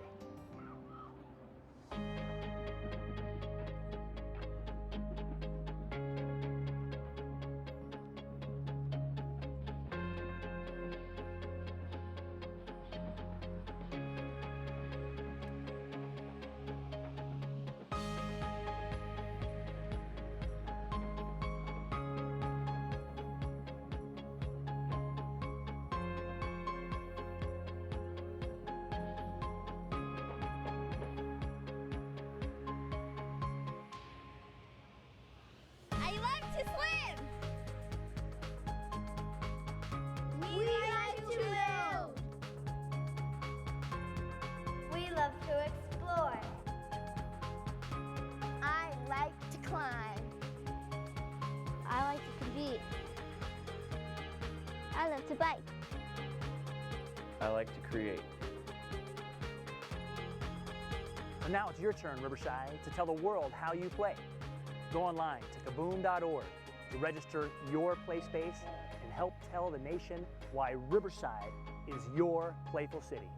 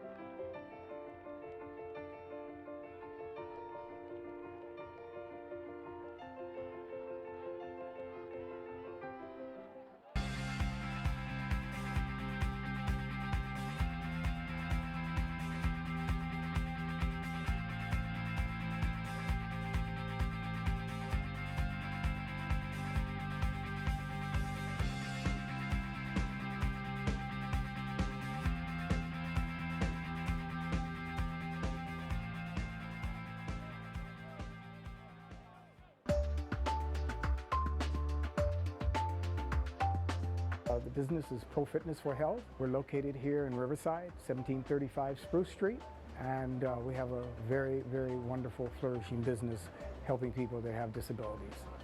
I came to Riverside in 1977.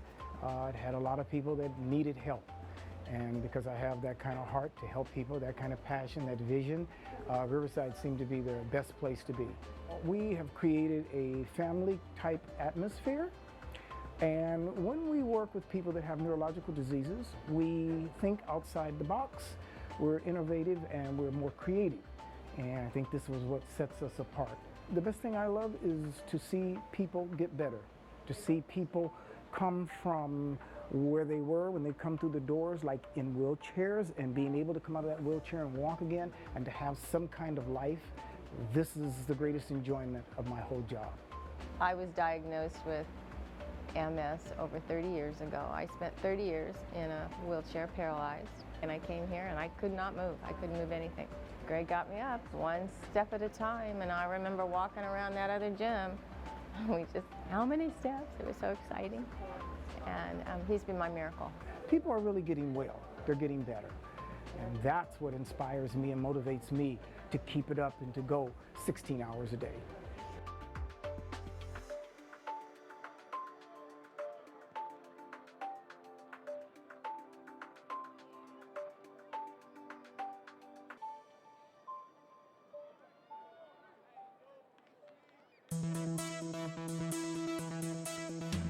Discovery Days is an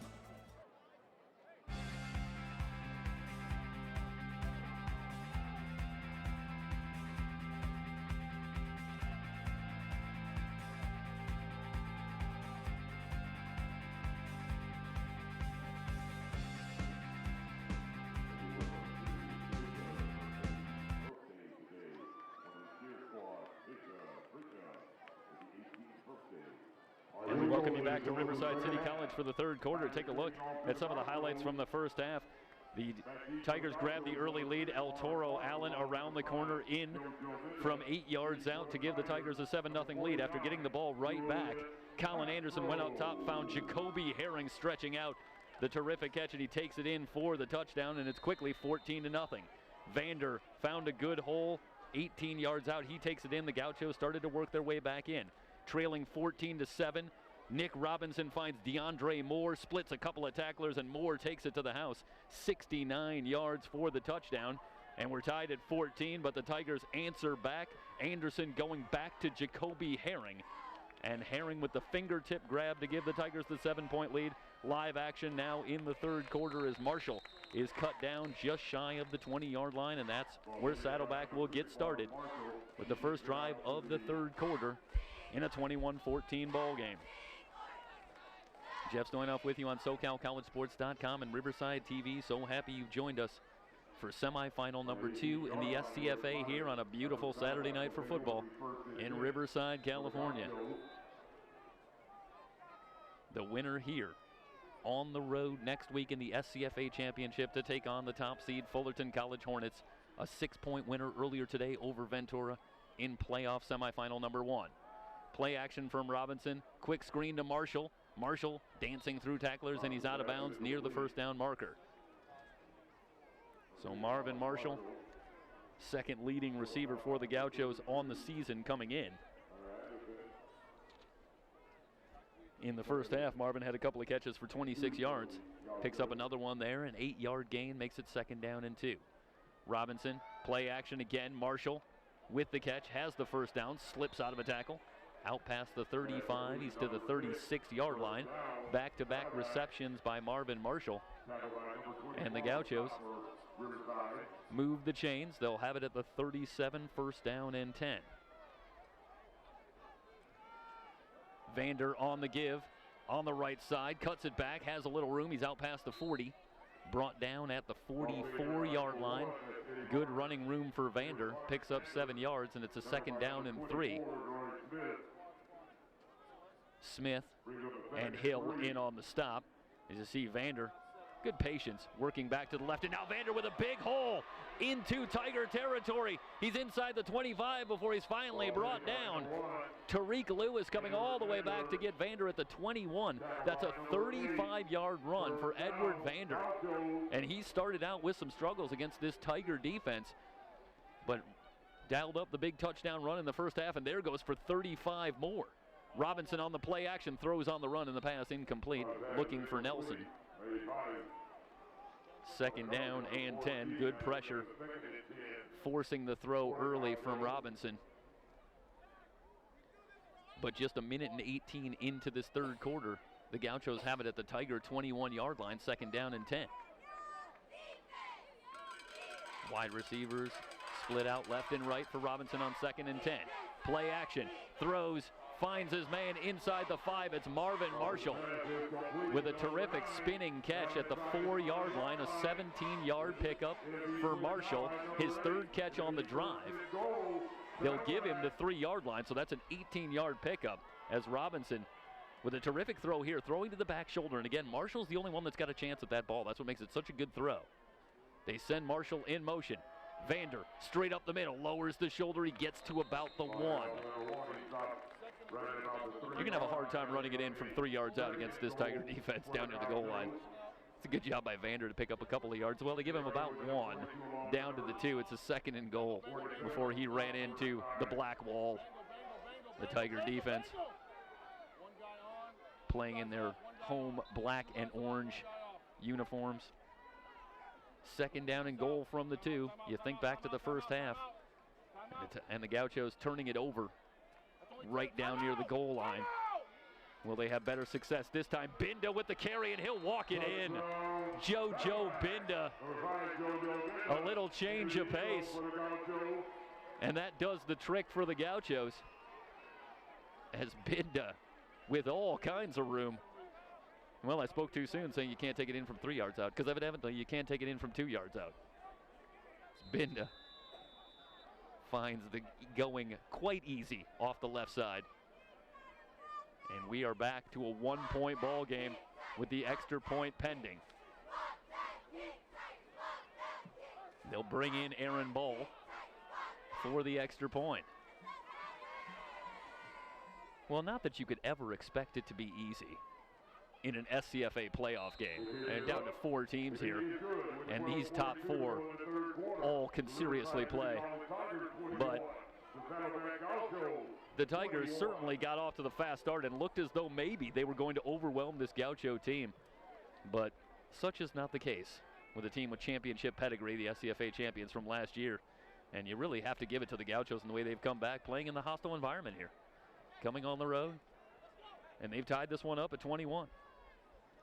And now they'll kick it off with 12:42 remaining in the 3rd quarter.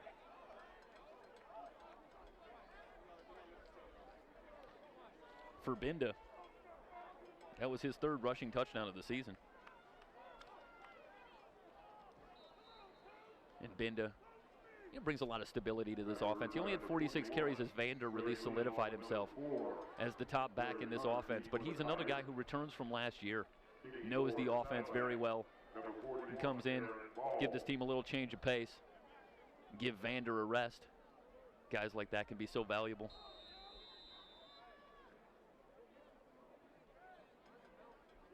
So Ball has it teed up and we're ready to go. Lee and Holcomb back deep. This is Lee, going to take it a couple of yards deep. Now he'll bring it out.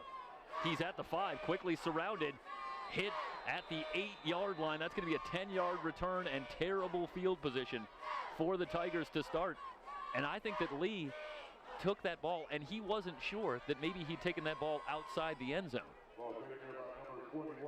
So felt he had to bring it out, and he was quickly surrounded inside the 10-yard line.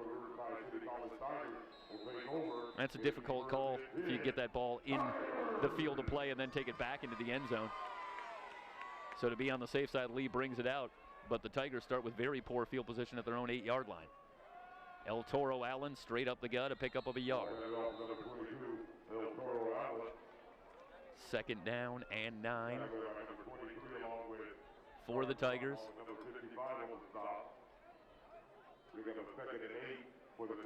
They'll give him a couple of yards, call it the 10-yard line. Anderson has the snap, goes back to Allen, has a good hole, cut down at the 15.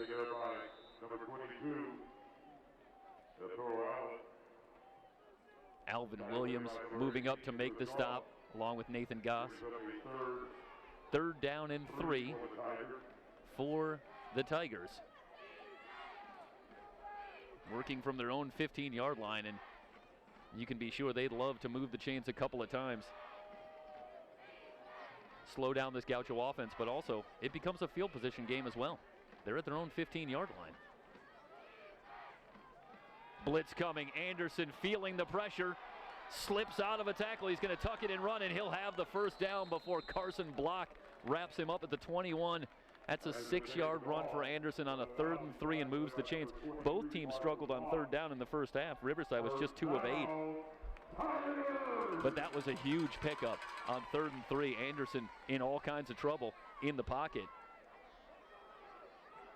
But with some elusiveness, slips away from the defenders and manages to pick up 6 yards. Now on a design roll to the right, the pass is dropped. Dominique Maiden on the far side, the intended target. 2nd down and 10. Maine just sitting down to make this catch and just flat took his eyes off of it. 2nd down and 10 upcoming as Derek Williams checks in on the right. Split out wide. Anderson from the shotgun, 3-man rush. Play action, he's got time. Guns it over the middle and incomplete. Looking for Eric Brown, and now a very late flag comes in.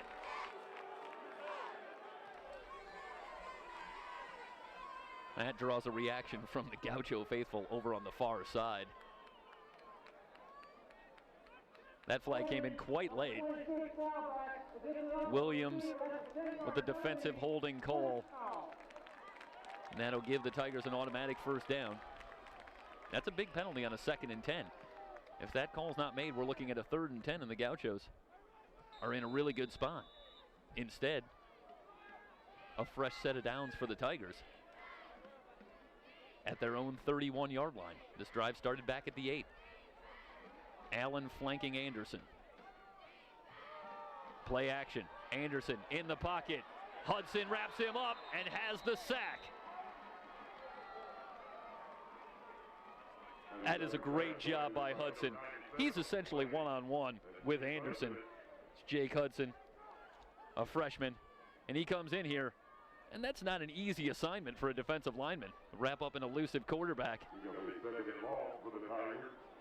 And Hudson does the job. The loss back to the 24. That's a 7-yard loss and a 2nd down and 17 coming up. They'll empty the backfield on 2nd and long. Anderson moving left away from pressure. Now back to his right. Dumps it short and it's incomplete. He was going for El Toro Allen. And Allen couldn't handle the pass. And a 3rd down and 17 coming up for the Tigers.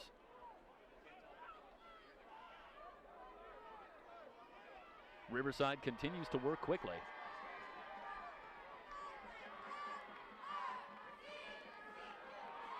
The draw to Acta, and Acta is dragged down from behind after a gain of 5 yards, well short of the 1st down.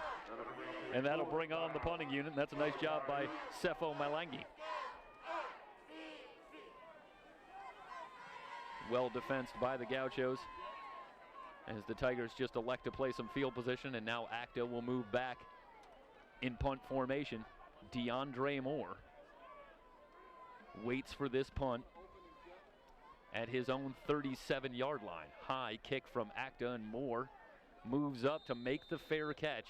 Good field position for the Gauchos at the 41-yard line, and they will have the ball looking for the lead here early in the 3rd quarter.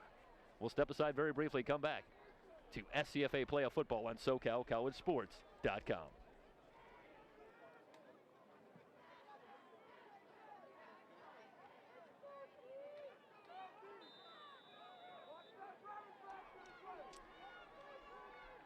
All right, the Gauchos ready, and they'll go to work 1st and 10. Receivers stacked left and right.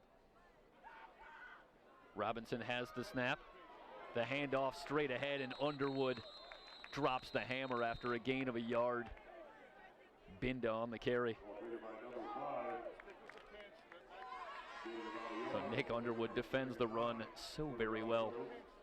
Incidentally, tied for the team lead in interceptions, coming in with 2, so he's not too bad defending the pass either. 2nd down and 9. Robinson with a straight drop on the far side. Nelson with another catch. Excuse me, this is Spearing, I believe. No, it's Nelson. Okay, Nelson with the reception out to midfield. 7-yard gain brings up a huge 3rd and 2 for the Gauchos. Talked about the Tigers struggling in the first half on 3rd down. The Gauchos 2 of 7 on 3rd down in the first half. 3rd down and 2, the Tigers showing blitz. Here they come. Robinson double pumps, now floats one on the far side, going for Marshall, and it's incomplete. So a 4th down and 2 coming up, and that will bring on the punting unit. So the Gauchos had an opportunity with good field position, but the Tiger defense makes a stand, forces the 3 and out. And that brings on Mateo Thompson.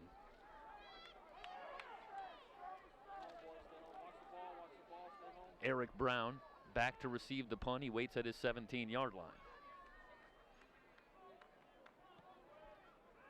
Good kick from Thompson. Brown backing up to the 9, and he makes the fair catch there. So for the second time here in the third quarter, the Tigers will start with very poor field position back at their own 10-yard line after a 40-yard punt by Thompson.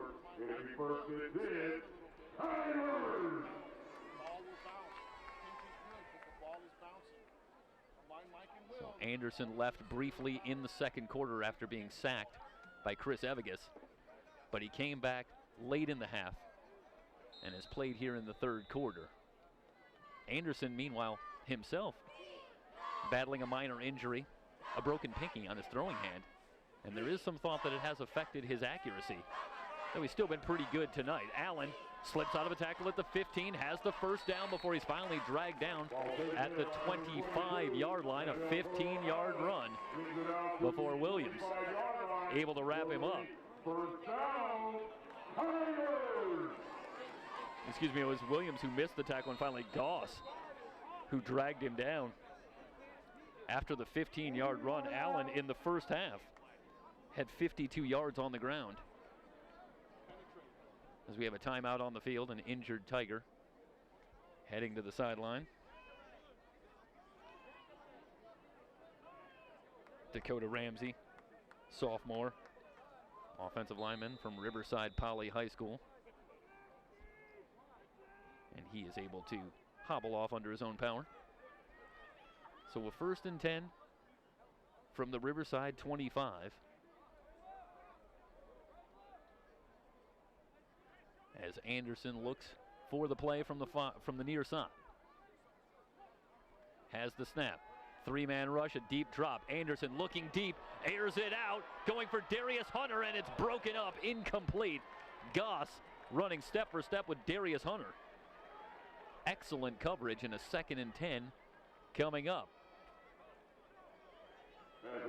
Well, he may have an injured hand, but it's not affecting Colin Anderson's arm strength.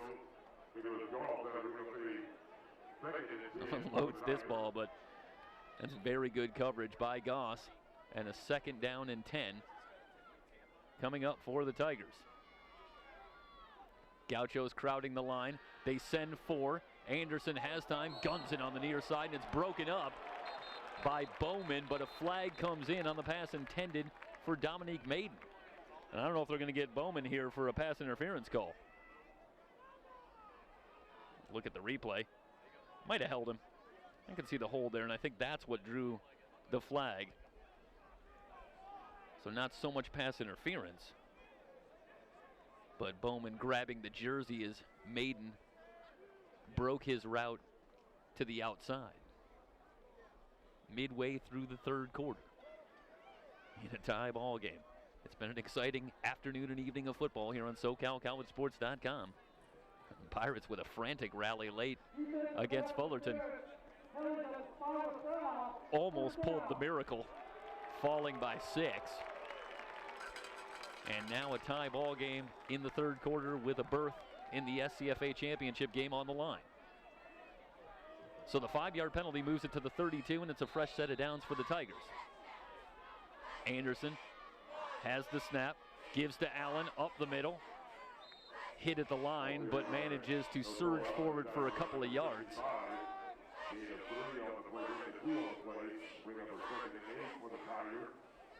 Omar Kohachi hit El Toro Allen, but Allen still managed to fall forward for a couple of yards. Acta on now in the backfield, replacing El Toro Allen. Anderson gives to Acta. A little hesitation, now finds a little hole for about 5 yards. 3rd down and 4 after the 4-yard pickup by Seth Acta. Darius Hunter returns.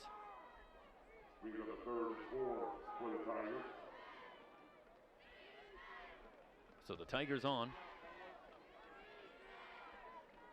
their own 38-yard line, facing a 3rd and 4. Anderson with Brown and Hunter to the near side. Herring at the top of your screen. They send Hunter in motion. The snap to Anderson. Play action. Good protection. Pop flies looking for Herring. Off his hands, incomplete. Nichols with the coverage on Herring, and Herring almost went up top again. He already has 2 touchdowns in the game.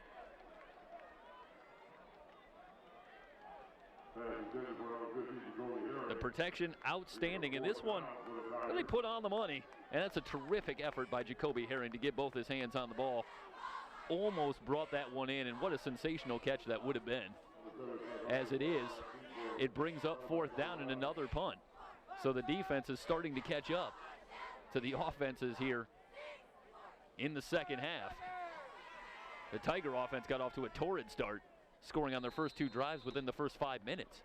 DeAndre Moore with the fair catch at the 32. But since then, the Gaucho defense has stiffened significantly, limiting the Tigers to just 1 more score as they've chopped away at that deficit and managed to tie it up. 6:28 to go here in the 3rd quarter. And now it's turning into a game of field position. The Gauchos take over at their own 32. They've managed to pin the Tigers deep a couple of times in this 3rd quarter and get the ball back. Screen to Marshall. Slips out of a tackle at the 35, but then absorbs a big hit by Maiden, ridden out of bounds. They'll spot it at the 38. That's a 7-yard gain for Marshall. Rico Maiden eventually forced him out of bounds. Take a look here. And Marshall's so difficult to bring down. Slips through a tackle there, but there's Maiden. 2nd down and 3. Robinson over the middle. Marshall with another catch has the 1st down. He's out to the 44. And Marshall tried the little Walter Payton move. He was stopped at the 44, but after the whistle was blown, he sort of fell forward and put the ball at the 45. That was a common move for Walter Payton back in the day. Robinson over the middle looking for more. Incomplete. Flags come in from the near sideline. Robinson is really zoned in tonight on Karan Nelson and DeAndre Moore. And you have to suspect that there's a matchup or something about the defense that they like, that they're going there. Haven't seen a lot of Remy Wasserbach, the leading receiver. Meanwhile, penalties on both Saddleback and Riverside, so those will offset. As you see here, Robinson with good protection. And just gets that one a little too high for Moore. So they'll replay the down. It's a 1st and 10 from the 44.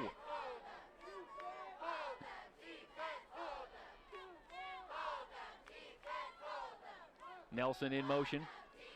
Straight drop. Robinson dumps it short for Marshall, but he can't hang on.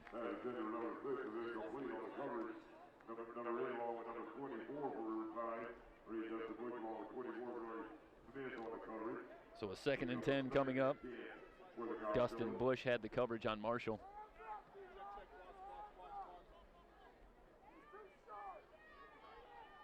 Second down, 10 yards to go. Vander in the backfield with Robinson. Tigers showing blitz, and it looked like they moved first. Bagner on the near side, perhaps drawn off by Robinson's call. And then there was some movement on the Gaucho offensive line, so let's see what the call is.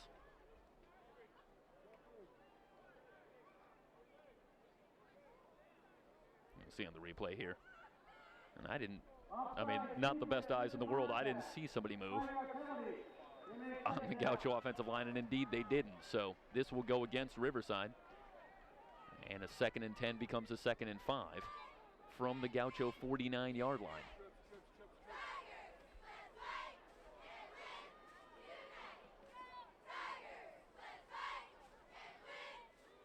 Three wide receivers, bunch to the near side.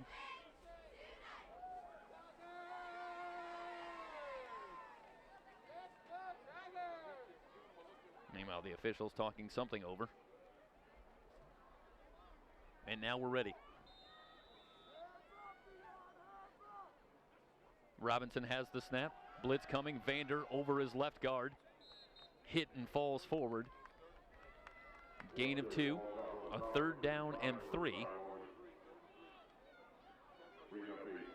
Coming up for the Gauchos.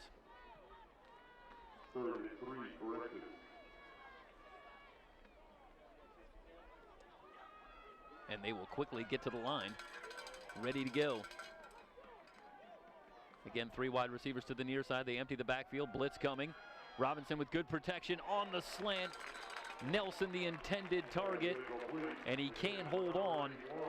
Hudson Rasmussen locked up with Nelson. So the Gauchos get the good protection against the blitz, and they get the one-on-one coverage that they're looking for, as you see here. And that ball's on the money. But Hudson Rasmussen able to just get a hand in there and break it up. So the pass good, but the coverage a little better. 5:07 remaining in the third, and here comes the punting unit. Thompson gets this one away. Short kick. Yoakum lets it bounce, and it takes a good Gaucho bounce all the way down to the 11-yard line. A 38-yard kick. And once again, the Tigers, as they'll spot it at the 10, take over with very poor field position, and you get the feeling that the Gauchos playing it pretty conservatively. Now they will move it to the 11. But the Gauchos willing to play field position and make the Tigers go 90 yards or more if they're going to put points on the board. And so far, after the first couple of drives, the Tigers haven't really been able to do that. Acta runs into his own man in the backfield, trying to reverse field. Now he's going to be hit back inside the 5-yard line. This is going to be a massive loss on the play. 7 yards back to the 4-yard line. That play blown up. Jonathan Hernandez moving up from his safety spot in there with a couple of other Gaucho players. And Acta nowhere to go. So the 7-yard loss makes it 2nd and 17 from the 4-yard line. Anderson gives straight ahead. Allen moves the pile for about 5 yards. And a 3rd down and 12 from the 9-yard line. And the Gauchos in position here to perhaps get a quick 3-and-out and get excellent field position. Quick snap to Anderson, straight drop, pressure coming, steps up, fires over the middle. It's a little bit behind Hunter, who can't hang on. Quick 3-and-out. And Acta will have to punt from his own end zone. So a golden opportunity here for the Gauchos. As I read the preview for this, I sensed that the Gaucho, the feeling among those working for Saddleback and the Gaucho football program was that they were, shall we say, somewhat mystified as to how they could be the Southern Division champions via the tiebreaker in the victory over Fullerton. Moore on the far side with a good return. He's inside the 20 before he's finally taken out of bounds. Near the 15-yard line. Well, that's about as good a field position as you can hope for as DeAndre Moore rips off a big return. But part of it's going to come back. So a personal foul on the return, unnecessary roughness. So instead of having it at the 14-yard line, it'll be backed up to the 29. Just to finish the point, the Gauchos, according to the procedures for declaring champions in the SCFA, were the Southern Division champions due to their victory over Fullerton College. Yet it was Fullerton College, the at-large team, that received the number 1 seed, and the Gauchos dropped to number 3. So it was a very difficult year to make the seedings. We talked about how the Gauchos have struggled in the second half of the season. A point differential of just 6 points a game in their 4 victories since the bye week. So it was really the Hornets who picked up those quote-unquote style points at that time that maybe swayed the committee toward them getting the number 1 seed. Vander off tackle on the right side, has a little running room. He's inside the 25 down to the 22. And this is all just my way of bringing it around to, wouldn't the Gauchos love to send a message to everyone watching that says, hey, you can have us play wherever you want. We're coming to win. Second down and short. They got a long way to go, though. Robinson is crushed by Hill. The ball is loose. Picked up by the Tigers. This is a live ball. Underwood's going to take it all the way. Nick Underwood to the house. Second consecutive week, if memory serves, that Nick Underwood has a defensive touchdown. And that was all keyed by a huge hit by Chad Hill, but let's hold everything amidst the celebration and check if there's a flag on the field.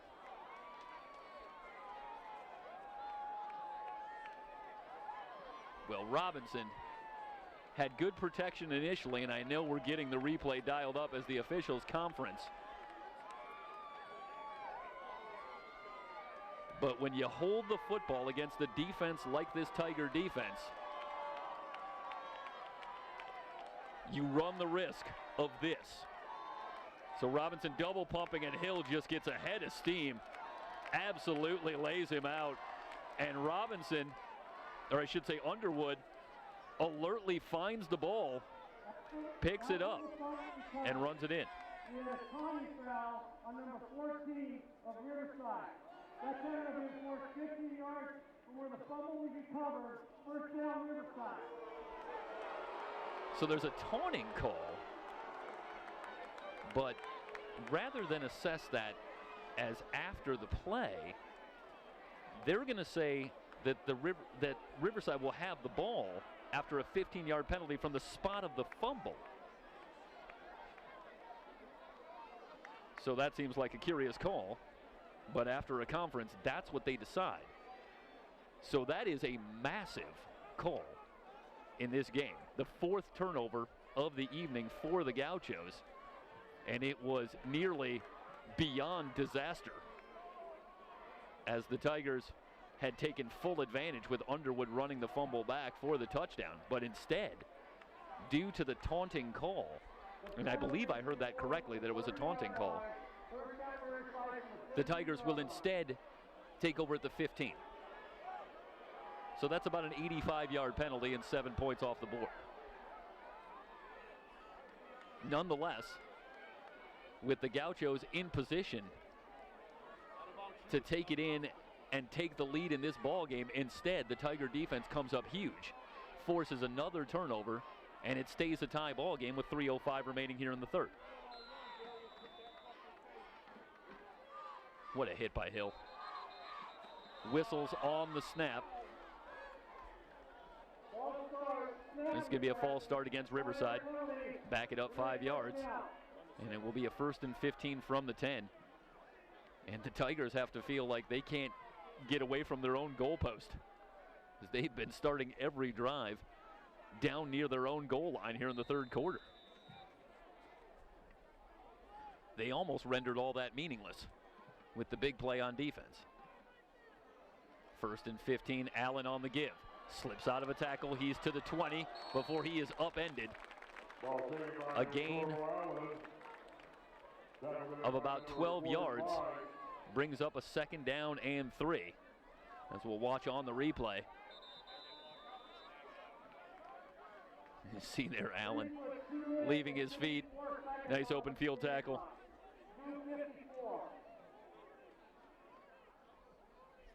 And hey, if you are watching this game, feel free to spread the word. Let people know. Simulcast on SoCalCollegeSports.com and Riverside TV. Got a classic brewing here with a lot on the line in the SCFA playoffs. Acta hit in the backfield, loses a yard. Holzinger knifing in to get a hand on Acta and slow him down. 3rd down and 4 coming up from the 21. And another massive 3rd down, as they all seem to be in a tie ball game late in the third quarter.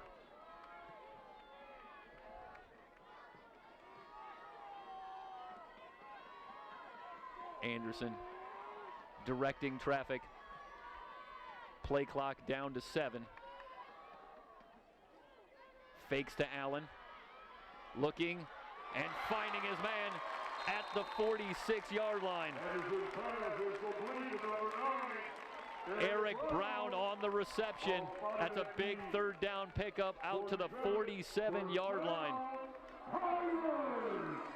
As we go to the replay, the protection's very good, and this is another good throw by Anderson, thrown a little bit behind Brown, but where only he can get the ball as he works against Goss. So the Tigers out from the shadow of their own goalpost. Allen running through tacklers. He is into Gaucho territory down to the 40. A 13-yard run for El Toro Allen, who continues to pile on the yardage and move ever closer to 100 yards. He has to nearly be there at this point, as he continues to rip off chunks of yardage.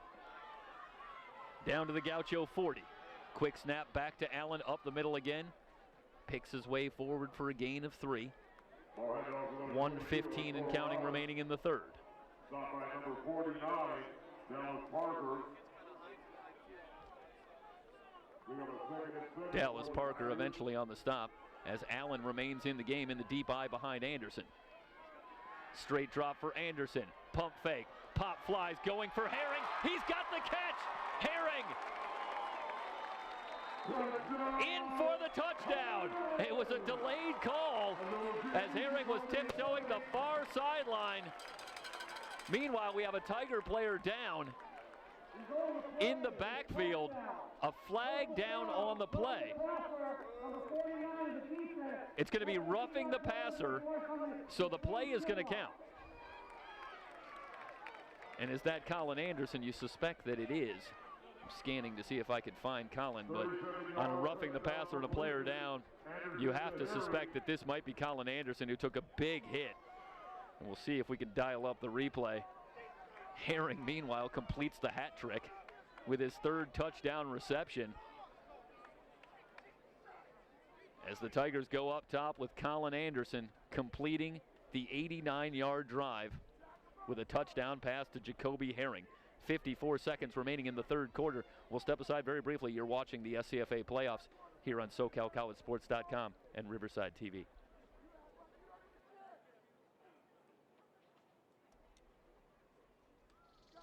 It may look peaceful, but there's a storm brewing. A deadly plant disease that can change our landscape forever. Spread by the Asian citrus psyllid Huanglongbing, or HLB, is a death sentence for citrus. The disease is already in our state. Now's the time to inspect your citrus trees and report suspicious symptoms. If HLB is not stopped, all citrus in California is at risk of disappearing. We must act now. Learn how to protect your citrus trees at californiacitrusthreat.org.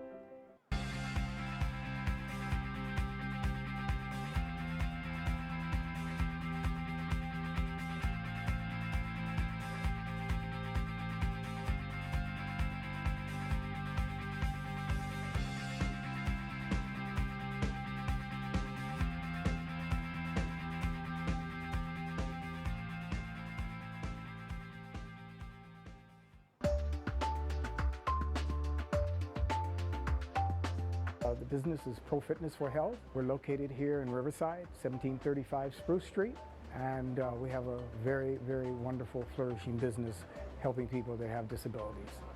I came to Riverside in 1977. It had a lot of people that needed help, and because I have that kind of heart to help people, that kind of passion, that vision, Riverside seemed to be the best place to be. We have created a family-type atmosphere. And when we work with people that have neurological diseases, we think outside the box. We're innovative and we're more creative. And I think this was what sets us apart. The best thing I love is to see people get better, to see people come from where they were when they come through the doors, like in wheelchairs, and being able to come out of that wheelchair and walk again and to have some kind of life. This is the greatest enjoyment of my whole job. I was diagnosed with MS over 30 years ago. I spent 30 years in a wheelchair paralyzed, and I came here and I could not move. I couldn't move anything. Greg got me up one step at a time, and I remember walking around that other gym. How many steps? It was so exciting.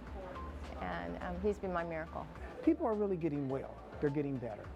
And that's what inspires me and motivates me to keep it up and to go 16 hours a day.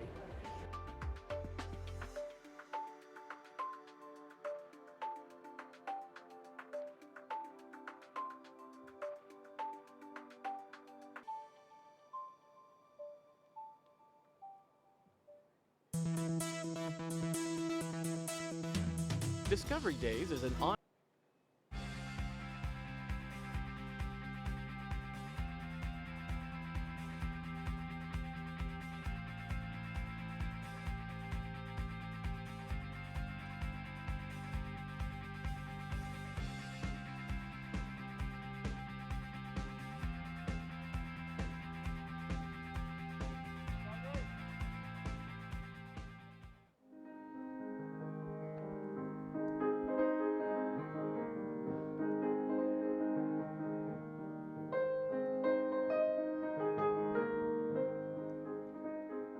I think I was 4 years old when I started. I wanted to do piano because my brother was joining lessons, and so my parents asked the teacher if they could enroll me, and the teacher said I was too young.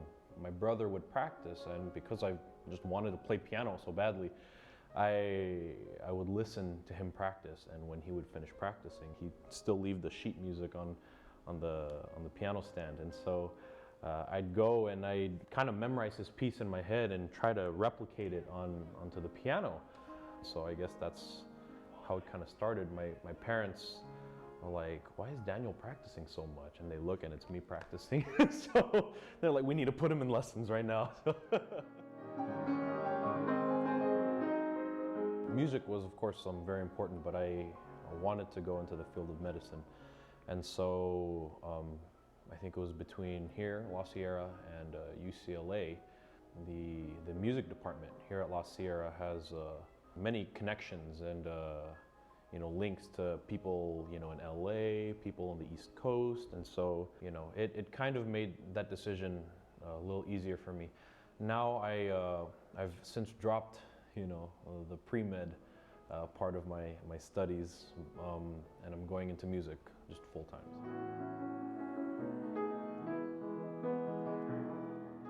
Music in general, it makes you feel a certain way, whether it's played this way or that way. It'll make you, feel happy. It'll make you kind of nervous. I find that music is kind of an avenue for people like myself and other musicians to kind of, express,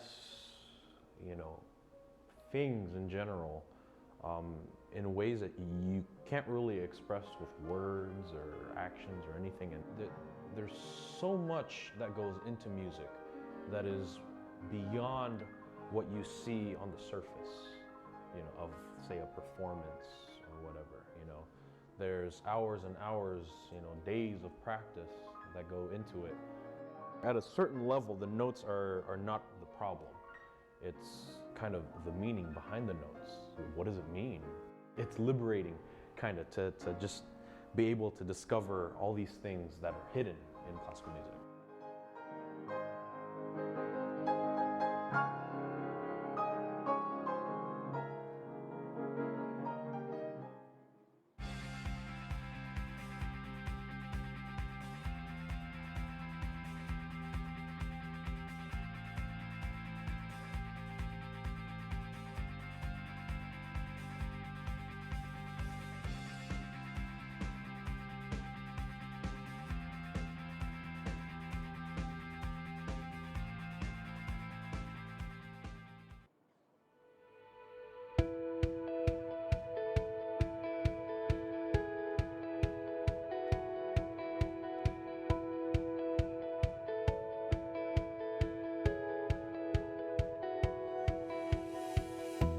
put this event together for the kids from ages 8 to 15, and for a way to introduce a STEM learning environment, we're actually using Little Bits as our main platform, and they're little snap-together circuit boards that they use magnets, they click together, and kids love them.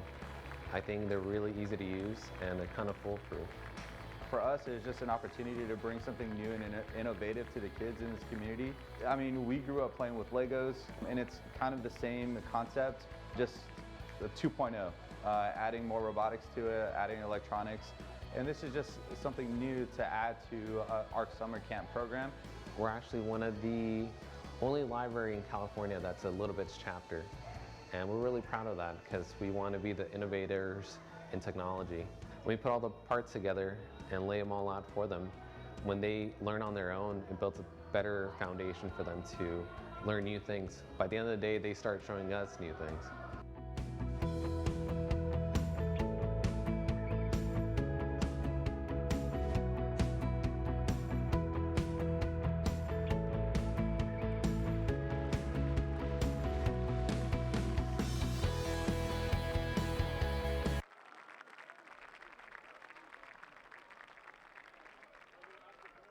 And we're back at Riverside, and we have a look at the hit on Colin Anderson. And you can see whipped down to the turf. And obviously don't want to speculate as to what the injury might be, but they're going to be very careful with Colin Anderson. They brought the stretcher out. You see the concern from both teams. The Riverside teammates obviously surrounding Colin Anderson as he lay on the turf. The medical staff out quickly, and they have taken him away on a stretcher. And obviously, if we have any word on Colin Anderson's condition from Riverside staff, we will certainly pass that along. As Anderson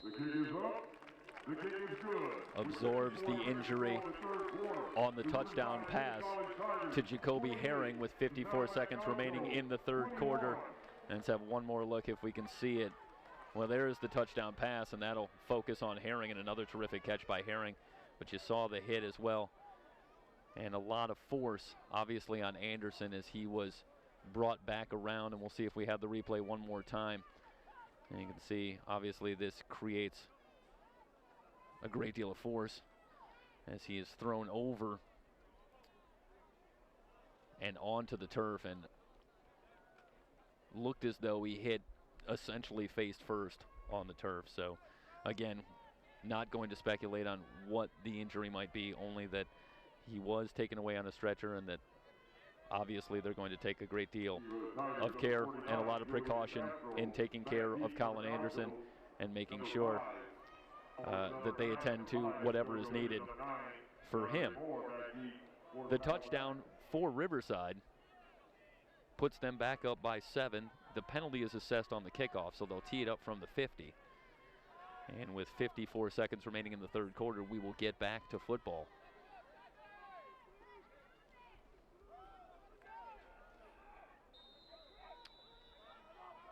So ready to go. Marshall and Binda waiting at the goal line. Castro will tee it up for the Tigers. And it's a 7-point game now as Colin Anderson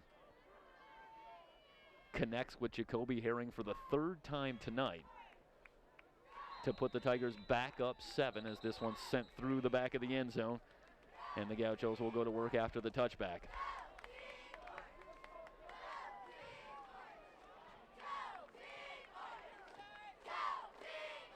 So that'll bring on Robinson and the Gaucho offense.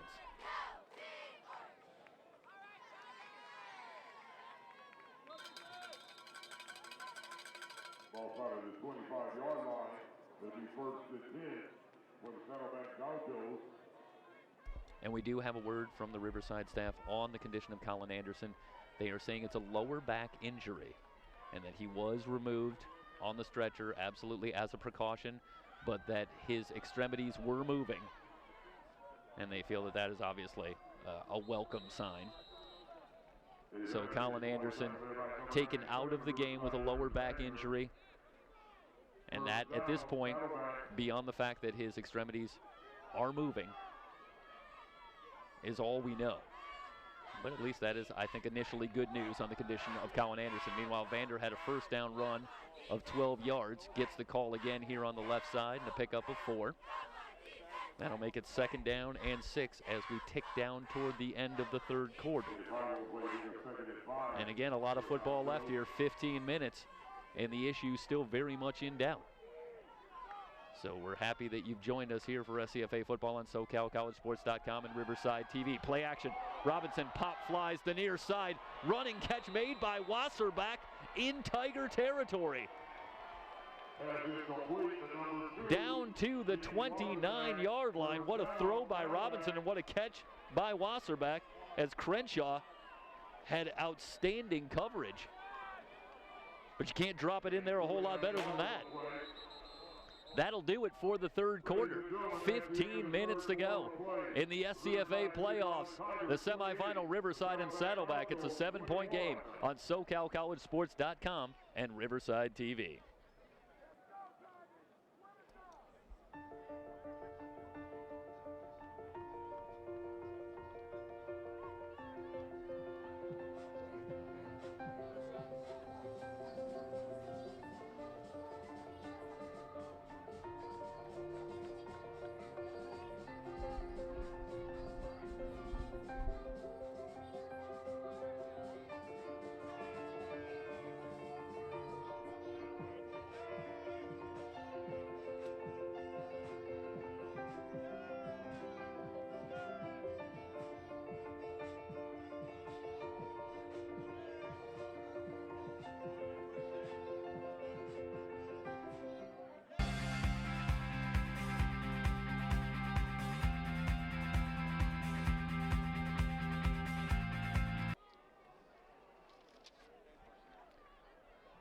And back at Riverside, the Gauchos have it at the Tiger 29-yard line to start the 4th quarter. The Gauchos have been climbing uphill almost from the very beginning. They were down 14 points 5 minutes in and have been battling back ever since. They've tied it a couple of times, but have been unable to nose out in front. And we shall see with 15 minutes remaining what they can do with the 4th quarter still to go. Robinson up top looking for Marshall. Incomplete. Marshall covered by Crenshaw. And Robinson misfires.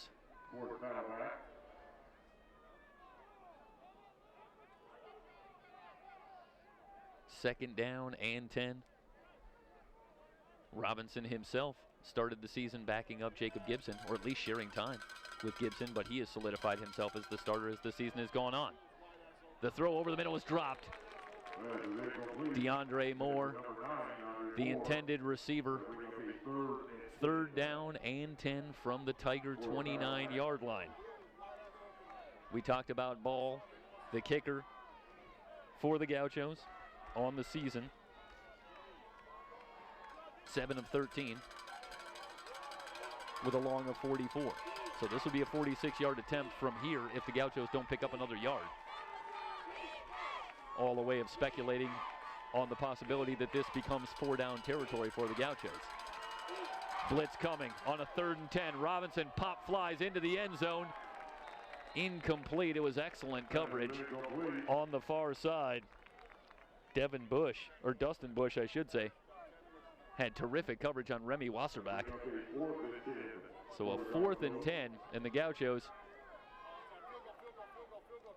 are going to trot Ball out here to try the 46-yard attempt. This will be the long on the season, and you see Wasserback not even in bounds. That's how good the coverage was by Bush.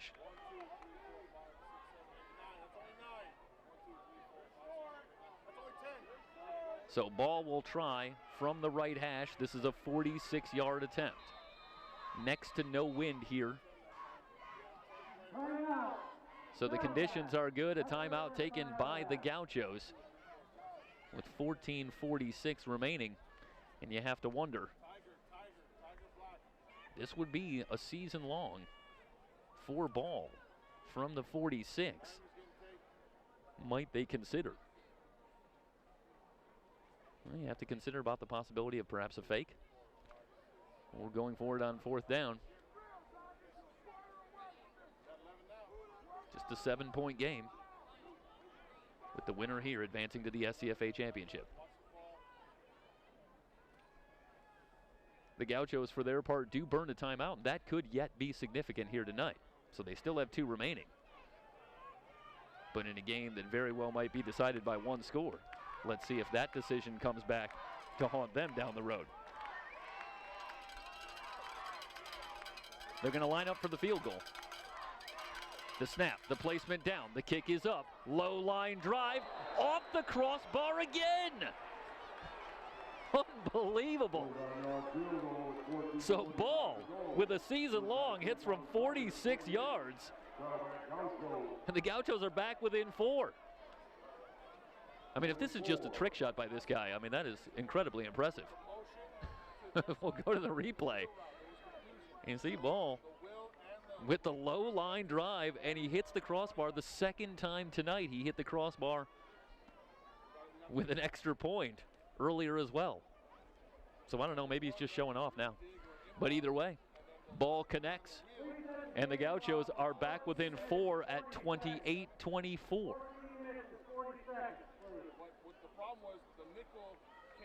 So Holcomb back deep with Darius Hunter to return the kick.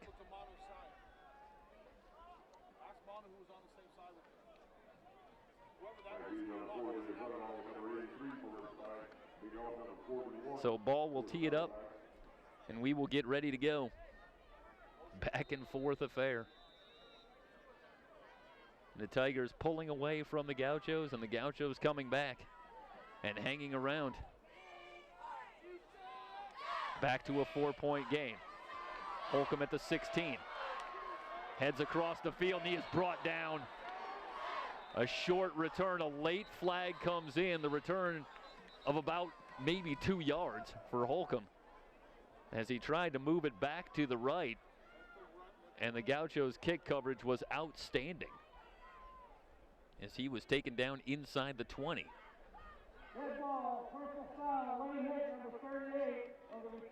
So a dead ball foul on Riverside is going to back them up even more. And in what should seem eerily familiar to the Tigers and their fans alike, Riverside will go to work deep in their own territory here in the second half. They're at the 9 with a 1st and 10. They did have one long scoring drive earlier in the second half. And it will have to be that way again as Ian Feber replaces Colin Anderson, who left with an injury on the previous drive. So Feber from the shotgun, the give straight ahead, and a pickup of a couple. Brett Guerrero on the stop. El Toro Allen with a 2-yard gain. 2nd down and 8 from the 11. Feber ready. He did throw one pass in the first half and completed it. Play action, swings it out to Herring. He has the catch at the 15, pushed out of bounds at the 18-yard line. A 7-yard gain and a big 3rd down and 1 as Herring has gone to town here tonight. How about Jacoby Herring's efficiency? 3 catches for 111 yards, 3 touchdowns. That's the first time the Gauchos held him out of the end zone. Fever mishandles the snap. It's a loose football. All the way out into the secondary where it's picked up by Hernandez. Hernandez returns it inside the 20-yard line. Well, let's see if we can get the replay on that. I'm sure that we can. But that ball was initially mishandled by Feber. And the next thing I saw, it came shooting out into the secondary where it was picked up by Hernandez and returned back inside the red zone. So the Gauchos will have it at the Riverside 18. For their part, Saddleback has turned it over 4 times tonight. That's the 2nd turnover tonight for Riverside.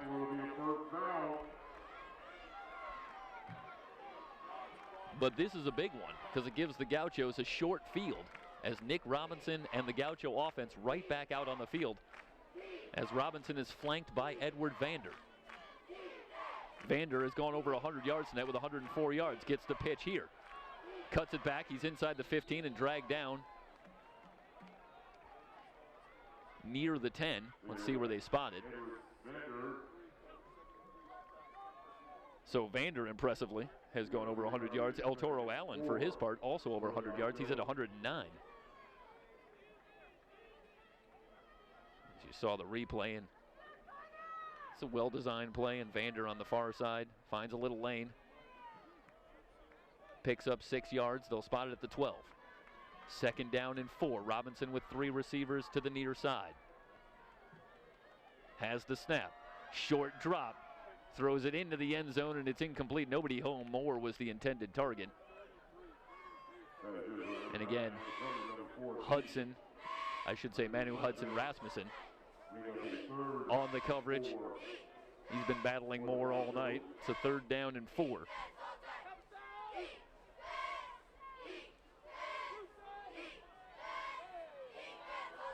The Gauchos taking some time. Now they come in with some fresh bodies. Logan Garrick has checked in for the first time tonight. And they'll go a little bit bigger up front. Coming on with fullback Anthony Amaro. And a timeout taken. Saddleback going to take their second charge timeout of the second half. They're down to 1.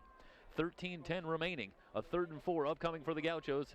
28-24, Riverside on top. It's the SCFA playoffs on SoCalCollegeSports.com.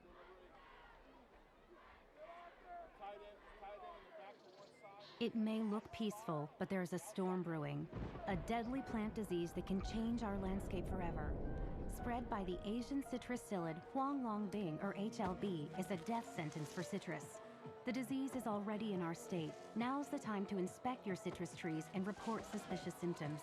If HLB is not stopped, all citrus in California is at risk of disappearing. We must act now. Learn how to protect your citrus trees at californiacitrusthreat.org. And back at Riverside, SoCalCollegeSports.com, SCFA doubleheader coverage here today. We already had the Ventura-Riverside game, or Ventura-Fullerton game earlier, with Fullerton winning that one 48-42. And we've got another classic ball game here in semifinal number 2, 28-24.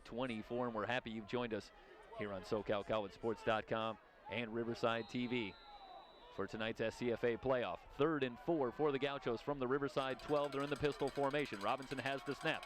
Vander on the left side. Spins out of a tackle. He's inside the 5. Still on his feet. He's in for the touchdown. Edward Vander. A 12-yard touchdown run. Touchdown run number 17 on the season, if you're keeping track, as obviously I am. So Vander in for the touchdown. And the Gauchos, for the first time tonight, have the lead. That's just a great individual effort by Edward Vander. Hit at the line, spins out of that tackle, and takes it in for the touchdown. Ball puts it through, and the Tigers are going to have to play catch-up with 13:03 remaining as we look at the replay. It's a great move by Vander. Slips out of a couple of more tackles inside the 5, too. And to think he had somewhat of a slow start. But now he's really piling it on the Tiger defense, and that has happened very few times in recent memory. And that says something about Edward Vander.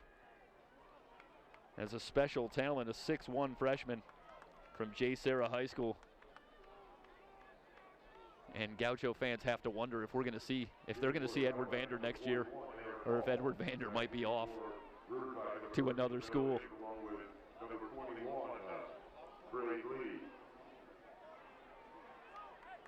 13:03 remaining here in the 4th. And the Gauchos, who once trailed by as much as 14, now lead it by 3.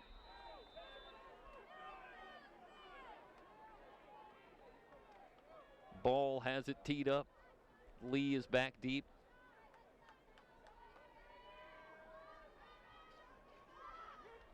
The approach. Here's the kick, and it will be Lee who lets this one skip into the end zone. So a touchback. And the Tigers will get started from the 25. And now the job of a comeback falls on the shoulders of Ian Feber. who replaced Colin Anderson. And we talked in the first half about Fieber's play since he went to the bench. And he's come back in a couple of relief appearances when the game was well out of hand, but also replacing Anderson when he was injured in another victory earlier this season. And he's been very good of late, and he's going to have to be here as the Tigers trail with a lot on the line. Guerrero stacks up the ball carrier. El Toro Allen, no gain on the play. And the Gauchos are now vigorously defending the run. And what had been so easy before for the Tigers, running the football, is becoming more and more difficult. It's a loss of a yard on the play as the Gaucho linebackers start to shoot the gaps with impunity. And I think at this point, there's certainly a sense in which they're going to dare Fieber to try and beat them downfield. Three-man rush, Fieber with time, looking right, wants Herring, and he completes it. Out to the 35-yard line. That's an 11-yard gain on 2nd and 11, enough to move the chains.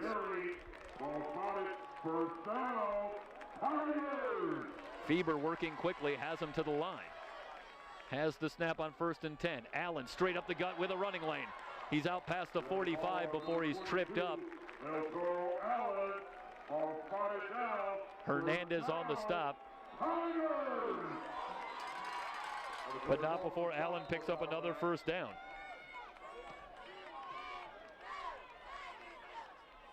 Tigers continuing to work quickly from their own 47-yard line.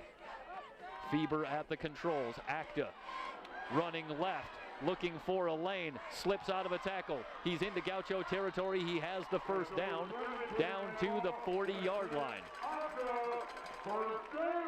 13-yard run for Acta. So it appears as though the completed pass by Fieber to Herring that got the first down has created a little more balance on the offense, because now Allen and Acta with back-to-back first down runs. Play action. Fieber back to Herring. Leaping catch made at the 37. He makes a move there. Herring's inside the 30 before he's taken out of bounds at the 26-yard line. 14 more yards. Jacoby Herring now with 6 catches on the night. He's well up over 100 yards with 3 touchdowns. Can be little doubt about who the offensive player of the game is so far for the Tigers, even though they've gotten a lot of production from some other guys, El Toro Allen, Colin Anderson, but Herring is just going to town. Straight drop, Fieber with time. Throwing toward the end zone, Hunter with the catch inside the 5. And in for the touchdown. It's a late call, but they're going to say Hunter got just inside the pylon.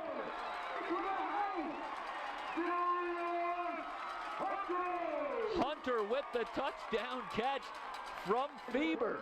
A 26-yard strike will await the replay as they get ready for the extra point. What a response by the Tigers. And I got to tell you, on that pass to Hunter, the protection was excellent.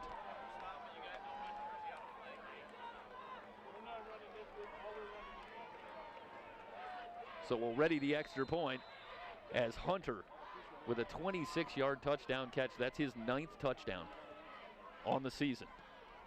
The extra point is up and good, and the Tigers bounce right back. They go 75 yards, finished off with this. Fieber zeroing in on Hunter, makes the catch, and I'm not entirely sure that he got that foot inside the pylon, but he gets the call. And I believe that's all that matters, as Hunter in for the touchdown. And it's now 35-31, back and forth we go. 10:47 remaining in the ball game, and now the Gauchos will have to respond.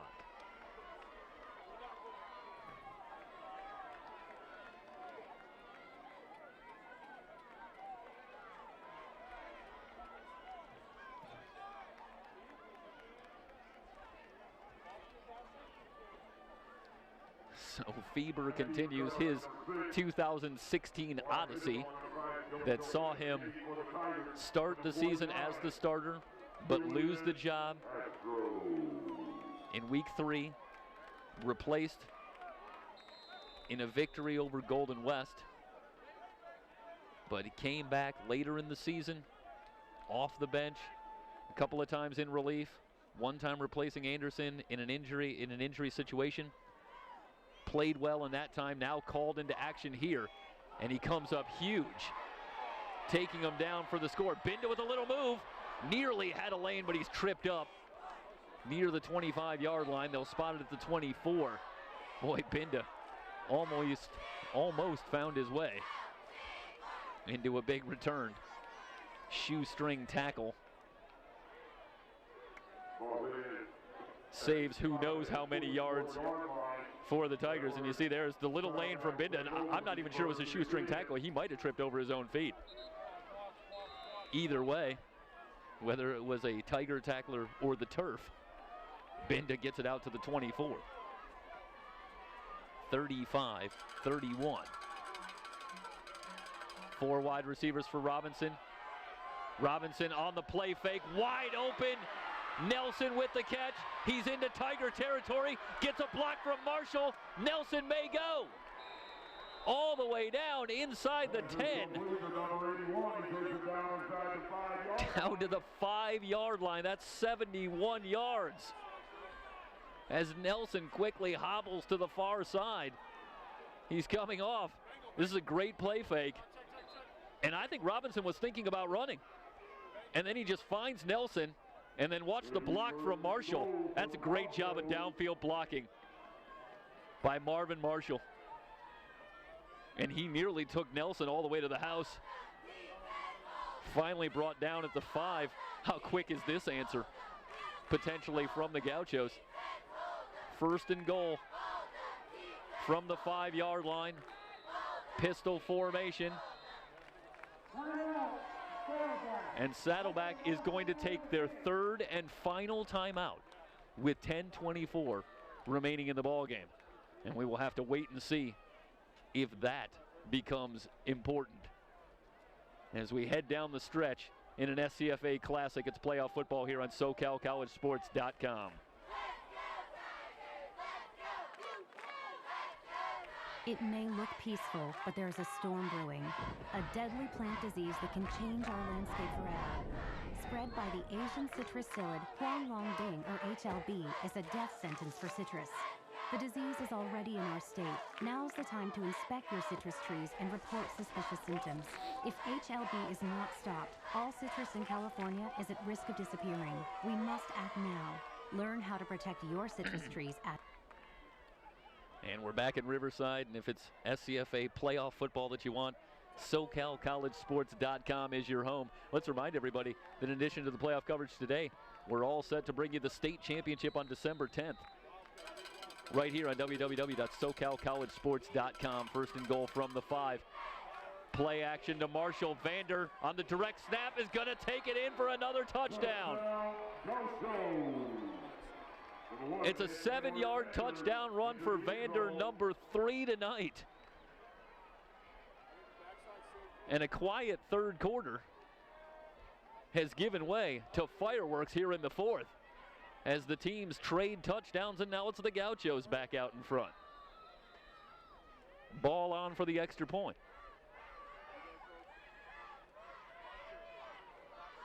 Snap, placement down. Ball passes on the crossbar this time and instead puts it through. 38-35. Going back to the play that set it all up. Robinson, play action. There's Nelson. And a good little move by Nelson as well. Picks up the block and just tracked down.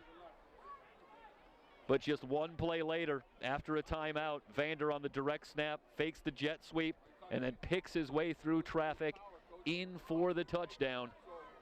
And the Gauchos are back out in front. Man, what a classic.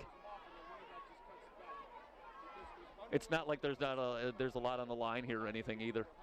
Just an unbelievable ball game in the SCFA semifinals and a berth in the SCFA finals on the line.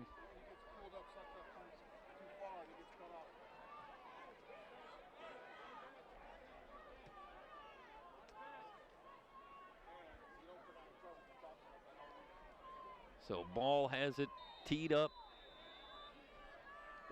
And now it's the Tigers who will have to come back.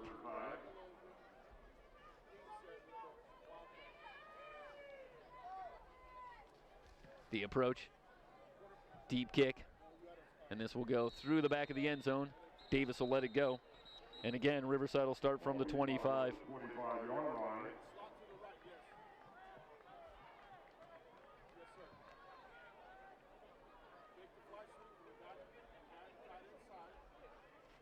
Yes, I'm being told here as I'm still in contact with my broadcast partners, Mike Zepeda, Matt Henson, on their way back from our coverage of the Water Polo Championships here on SoCalCollegeSports.com, that indeed it's going all the way back to the second game of the season and the comeback against Golden West, and that was when Colin Anderson came on to replace Feber. And of course, Tiger fans will remember that. Allen with good running room out near the 40. In fact, he's to the 42-yard line. That's a 17-yard run for El Toro Allen. You start to think about what is the season high for El Toro Allen on the ground. He came into the fourth quarter with 109 yards. He's got to be up around 150 by now. Gets the handoff here, sheds a tackle, but is brought down on the second wave. A yard pickup on the play.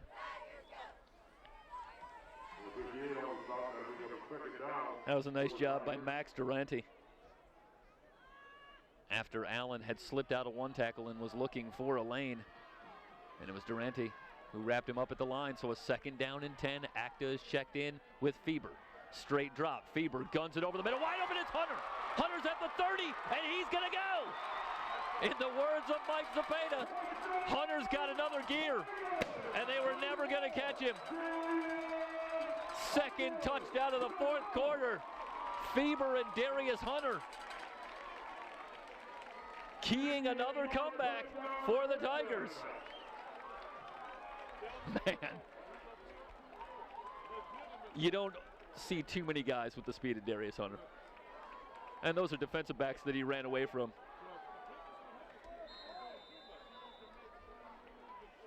Talking about the speed, let's put some numbers to it. Hunter is clocked at a 4.240. And I got to tell you, that is not an overestimation based on what I've seen. The snap, the placement down, and the kick is through. Feber brings them back one more time, 75 yards. And they finish it off with Hunter. Watch him turn on the jets. 9:19 still to go in the game.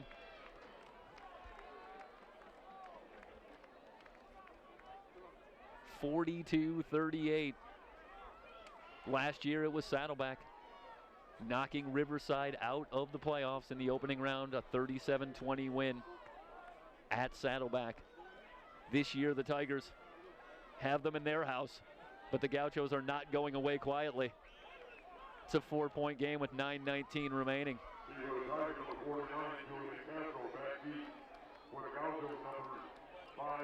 So Anderson had 3 touchdown passes before he departed with an injury, and Feber has come on and quickly thrown 2 more.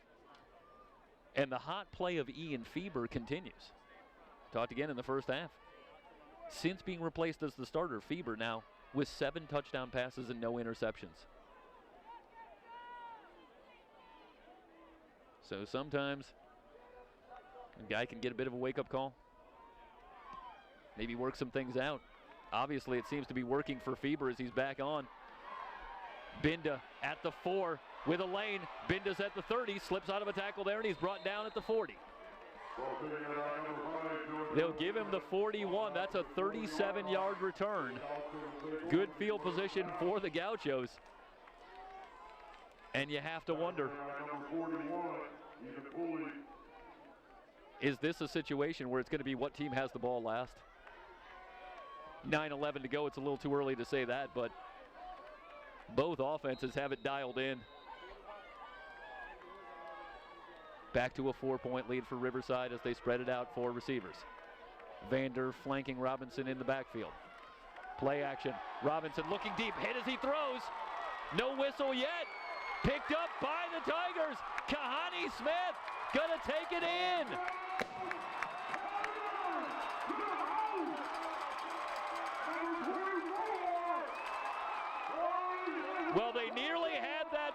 the third quarter. But a penalty brought that one back.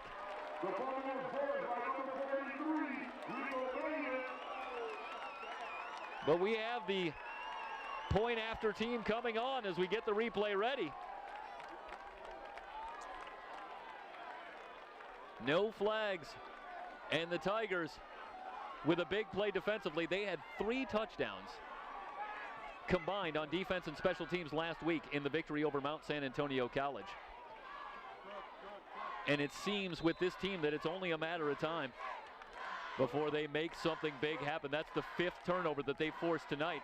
And that is a significant statistic when you consider that the Gauchos on the season only had 11 turnovers all year long.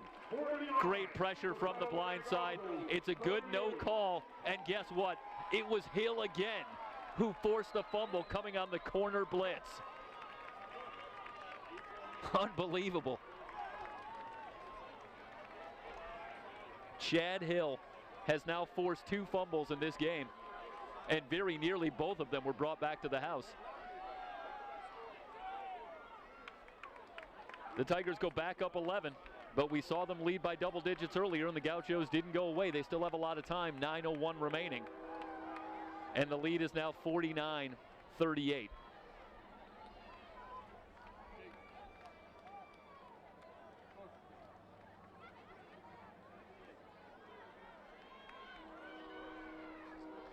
Getting an update from the North, American River and Butte won their playoff games today, so they will play next week to determine who will represent the North. And of course, the SCFA championship, or I should say the state championship, the 3C2A's championship, will be here on SoCalCollegeSports.com, and that will be in the South. So the winner of the SCFA championship game will host the state championship on December 10th, and we'll have that here for you.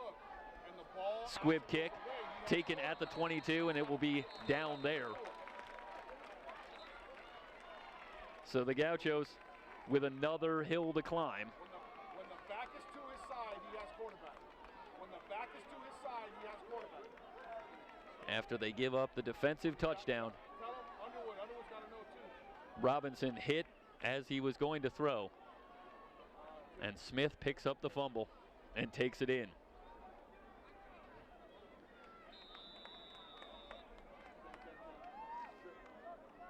After 3 quarters, it was a 28-21 game. In fact, with a minute to go in the third quarter, this game was tied at 21. And over a 7-minute stretch, we've seen 45 points. This is what I thought I was going to see with Ventura and Fullerton. Robinson on the snap. He's in trouble, and he'll be sacked. Bagner with the sack, with a little help from James Reeder coming on the blitz. So that'll back him up. As we look at the replay, Bagner leads this team in sacks, among the first to get there. 2nd down and 13. Robinson with a straight drop. Guns it over the middle. Moore goes up for it, but he can't come down with the reception. It's going to be a 3rd and long very quickly for the Gauchos. And the Gauchos seem a little rattled on offense. Quickly in a 3rd and long. They had come all the way back to take a lead of 38-35, but Feber again finding Darius Hunter on a long touchdown, and then the big play on defense.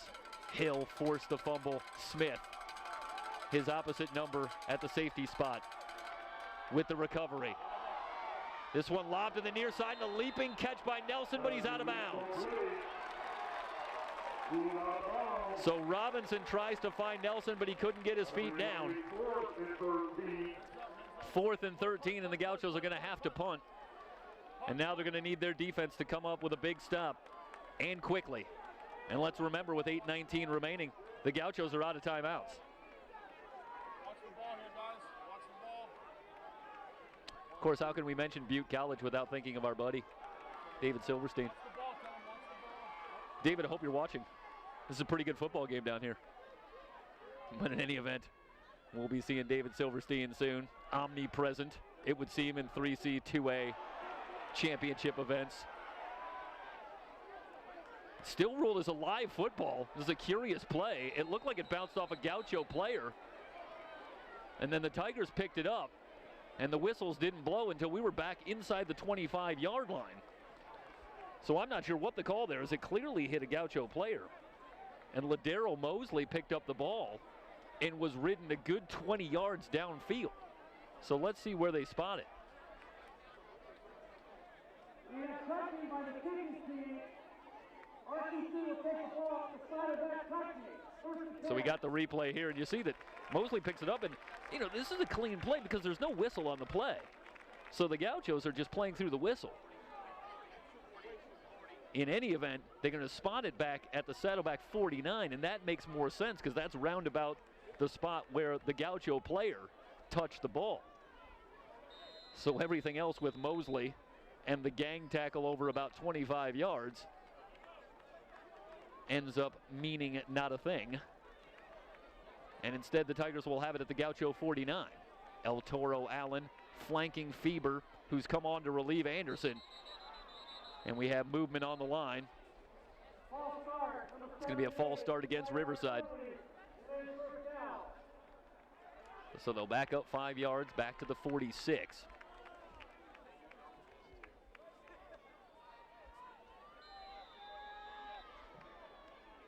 And again, the winner in the SCFA championship next week will travel to Yorba Linda to take on Fullerton College. Riverside ready. Fieber from the shotgun has the snap, gives to Allen. Allen straight up the middle, bounces off a tackler. He's back into Gaucho territory. Allen down the near sideline, and he's ridden out of bounds near the 20-yard line. Well, they just couldn't wrap up El Toro Allen. He got it all the way down. We're going to see where they spot it. Back at the 25-yard line. That is a run of 29 yards. And you see Allen here just keeps his legs moving. Nobody wraps him up, bounces it to the outside. 29 yards later, he's got it at the Gaucho 25-yard line. And Fieber and the Tiger offense trying to move in to put this one away. Acta over his left guard for a couple. Second down and 8. Only give him about 3 yards. Football resting near the 22-yard line of Saddleback. Clock continues to move, 7:15 and counting.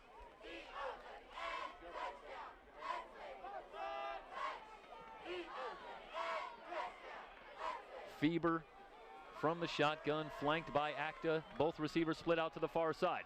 Fieber looking left, throws it too high. Looking for Dominique Maiden. A massive 3rd down and 8 coming up. The Gauchos need to get off the field. And they can ill afford to go down 3 scores with under 7 minutes to go in the game. Tremel Davis has checked in on the near side with Jacoby Herring. Maiden to the far side. Fieber lobs it toward the end zone. Herring just had it broken up. Nichols gets a hand in. Herring was thinking about number 4 on the night.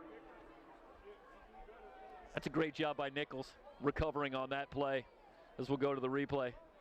And Fieber put it on the money again. And look at Nichols just stretch out and get a fingertip on that ball just enough.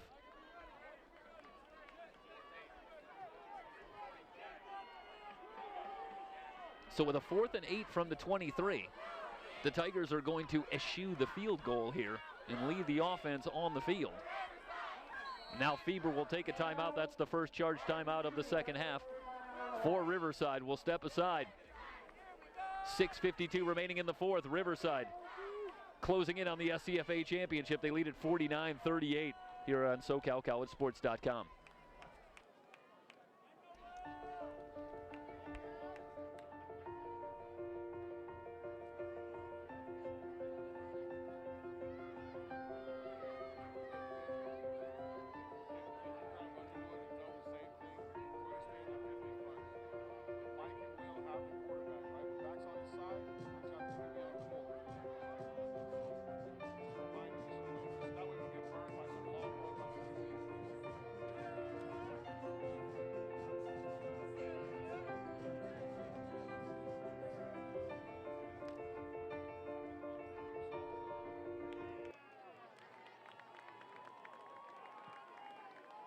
playoffs here on SoCalCollegeSports.com and Riverside TV.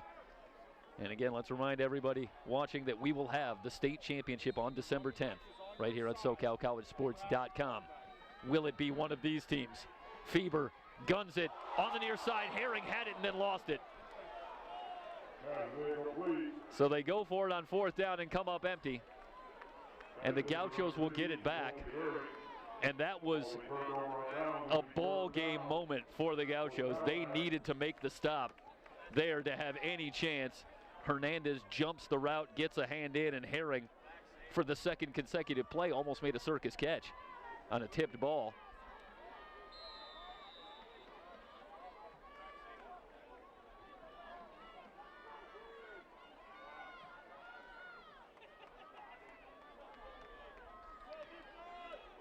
Saddleback starts this drive from the 23. Robinson out in the flat to Vander. Vander breaks the tackle at the 25. He's out past the 30, has the first down. Out to the 36-yard line, 13-yard reception, and Vander very good out of the backfield catching the ball. Coming into action tonight, had 29 catches. 9 yards of reception. So he's got good hands. Quick throw, tipped in the air and intercepted. Kahani Smith, the 6th turnover of the night on the Gauchos. Kahani Smith still weaving his way through traffic, and he's finally brought down at the Gaucho 35. Well, the whole situation drips with irony for those that have followed Tiger football, because if my memory of the box score is correct, the Tigers were undone by, count 'em, 6 turnovers last year in the loss to Saddleback. They forced 6 this year, and they're closing in as they have it at the Gaucho 35 with 6:14 remaining.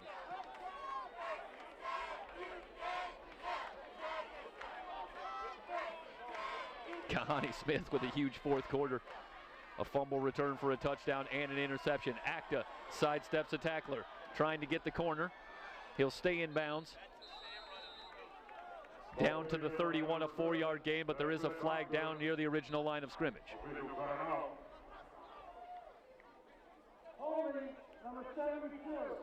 A holding call against Riverside will back them up. But the clock fast becoming the true enemy of the Gauchos here with 6:06 remaining in the 4th.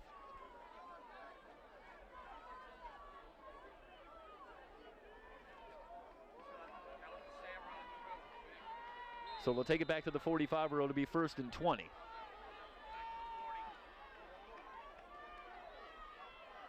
As the clock winds under 6 minutes to go. 3 wide receivers bunched to the near side. Feber has been heroic here in the 4th quarter with a couple of touchdown passes. Coming on in relief for Colin Anderson. Acta straight up the middle, lowers the shoulder. 8-yard run. Brings up a 2nd down and 12. Good hard running from Seth Acta.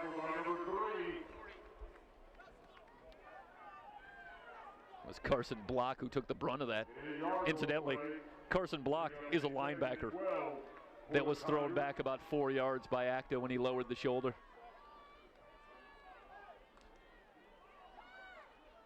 It's a dynamic combination, Seth Acta and El Toro Allen, for the Tigers in this backfield. They are loaded here in 2016, as we talked about. Very close to an undefeated season. They were a minute away. Acta straight up the gut again. Hudson brings him down, but Acta has enough to move the chains. So a 1st and 20 is erased. Okay, let's check that. It's a 3rd and 10.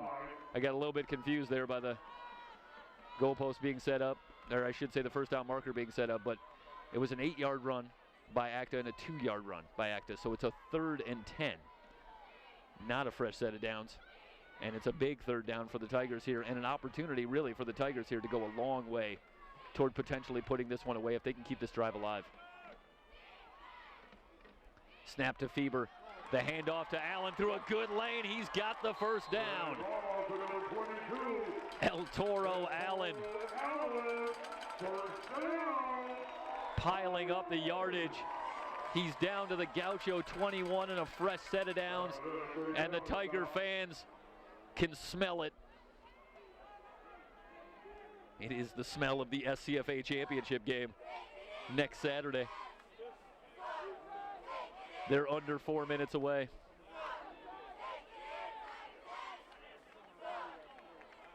Feber looking to the sidelines. The play clock, meanwhile, down to 8 seconds. They'll have to hurry to the line. Play clock down to 2. Got to hurry, and they get it off.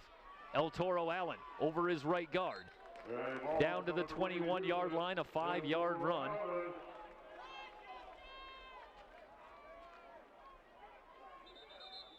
Second down and 5 upcoming. We have an injury timeout on the field. A Tiger player is down with 3:27 remaining.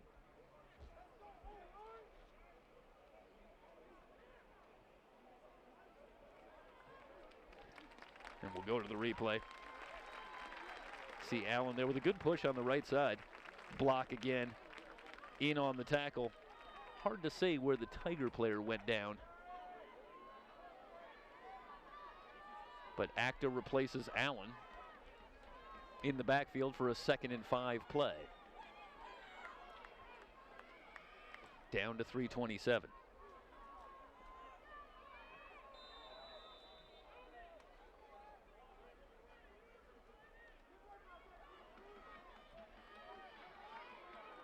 Tigers break the huddle and come to the line. Feber will work from the shotgun with all 3 receivers, overloading the right side.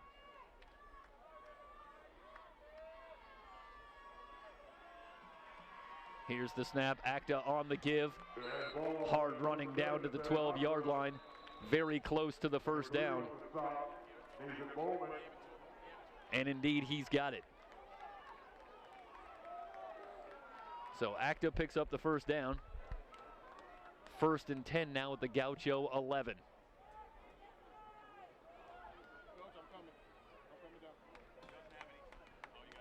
See if we can find out what Seth Acta had through 3 quarters. He had 52 yards. So Acta continues to pile up the yards as well. As the Tiger running attack has come alive here again in the 4th quarter. Acta leapfrogs a tackler, picks up a couple. Inside the 9, or I should say inside the 10, down to the 9. And the Tigers trying to run this one out completely as the clock moves down toward 2 minutes. It's a 1-yard run by Seth Acta. And the Tigers salting this one away, and you expect that the celebration is going to get underway very soon here, but still a 2-score game. So I think the crowd knows a little better than that. Acta on the give, straight ahead again. Couple of more yards and a little bit of extracurricular after the play, and a late flag comes in.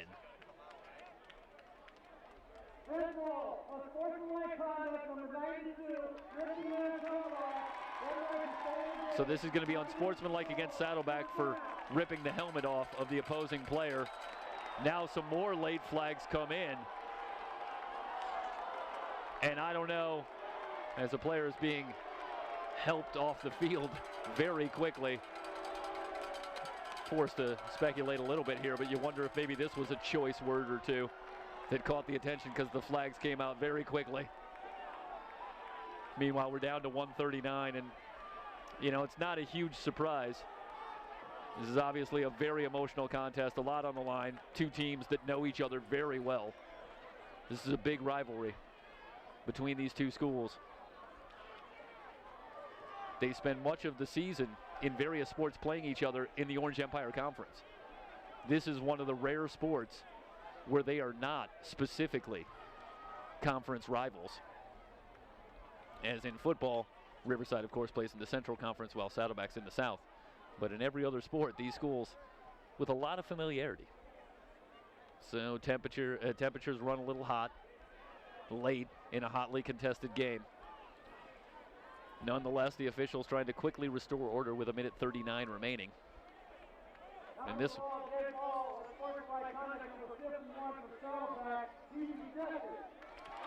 So we have a player ejection, which always brings a reaction from the crowd, as Joe Babros picks up the unsportsmanlike call and was hurried off the field by his teammates. And obviously, I think they didn't want it to get any worse for Joe. So they'll take him to the sidelines. Meanwhile, they'll mark off the penalty. And the Tigers just trying to finish this one off here with 99 seconds remaining, but they're also creeping toward the goal line, and the Gauchos aren't doing themselves any favors, as this one goes all the way down to the 3-yard line. And you may see the Tigers run one more in here before it's all said and done.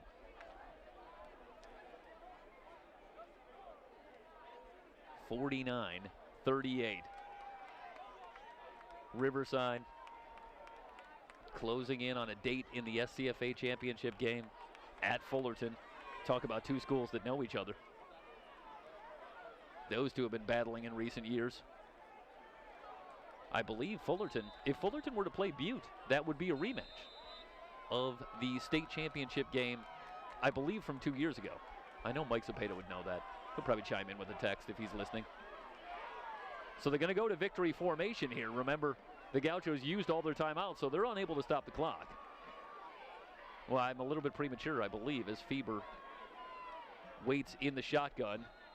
And they will snap it to him, and he'll quickly down it. And that's going to do it. The Tigers, at this point, need not run any more plays effectively. They can just kneel it down and finish this one off. They will have to snap it a couple of more times before it's all said and done. Want to pass along special thanks to everybody here at Riverside TV for their help tonight. Collaborating for the first time here at Riverside TV and SoCalCollegeSports.com, and I think it's going great, but really enjoyed the association, and hopefully this will be the start of more work together and more things that we can do. As Feber has the snap, they won't need to run another play. Final score here tonight, 49-38. We will come back to Riverside and wrap things up very quickly, but the Tigers hold off Saddleback. And with the 11-point win, they move on to the SCFA Championship. They will be back next week to take on Fullerton College. We will return to Riverside to wrap it up here on SoCalCollegeSports.com. It may look peaceful, but there's a storm brewing. A deadly plant disease that can change our landscape forever.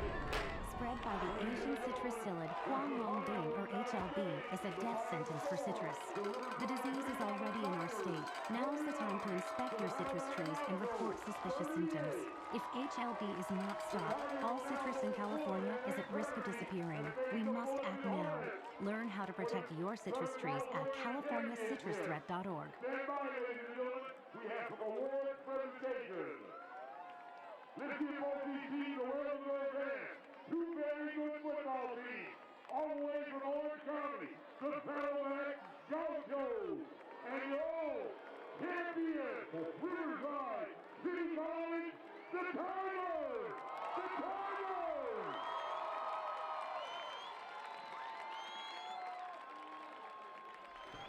And we are back at Riverside College, taking a look at some of the highlights once again here tonight. This was back in the first quarter, and it all got started with El Toro Allen off the edge on the right side, and Allen with a huge night on the ground all night. Tigers striking quickly again. Jacoby Herring also with a huge night, well over 100 yards and 3 touchdowns. But the Gauchos were here to play, led by Edward Vander and his 3 touchdowns. A touchdown run there.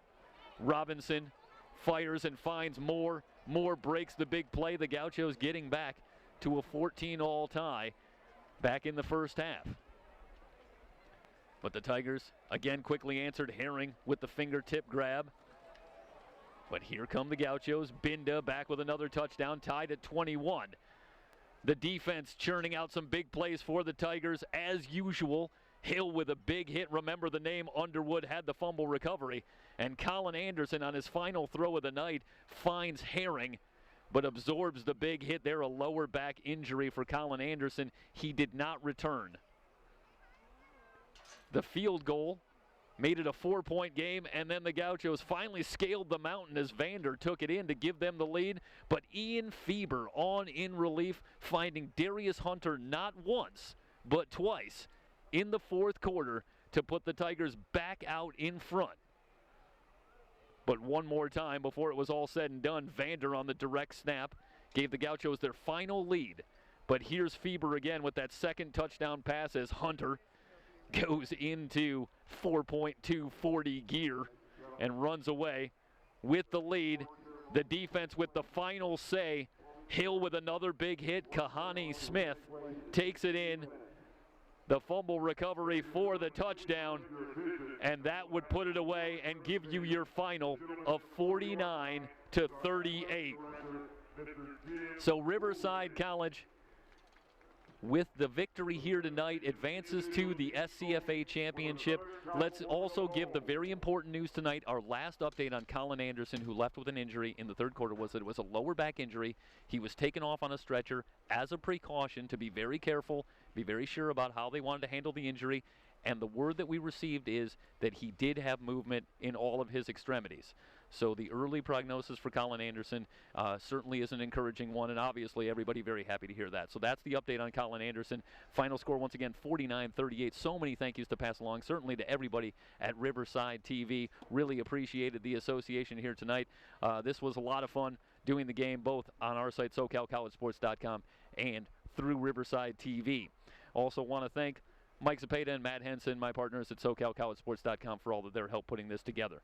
We're going to step aside now. It's been a fantastic night of football. 49-38, your final score from Riverside. The Tigers advance to the SCFA championship. For everybody at SoCal College Sports and Riverside TV, I am Jeff Stoynoff. So long, everybody.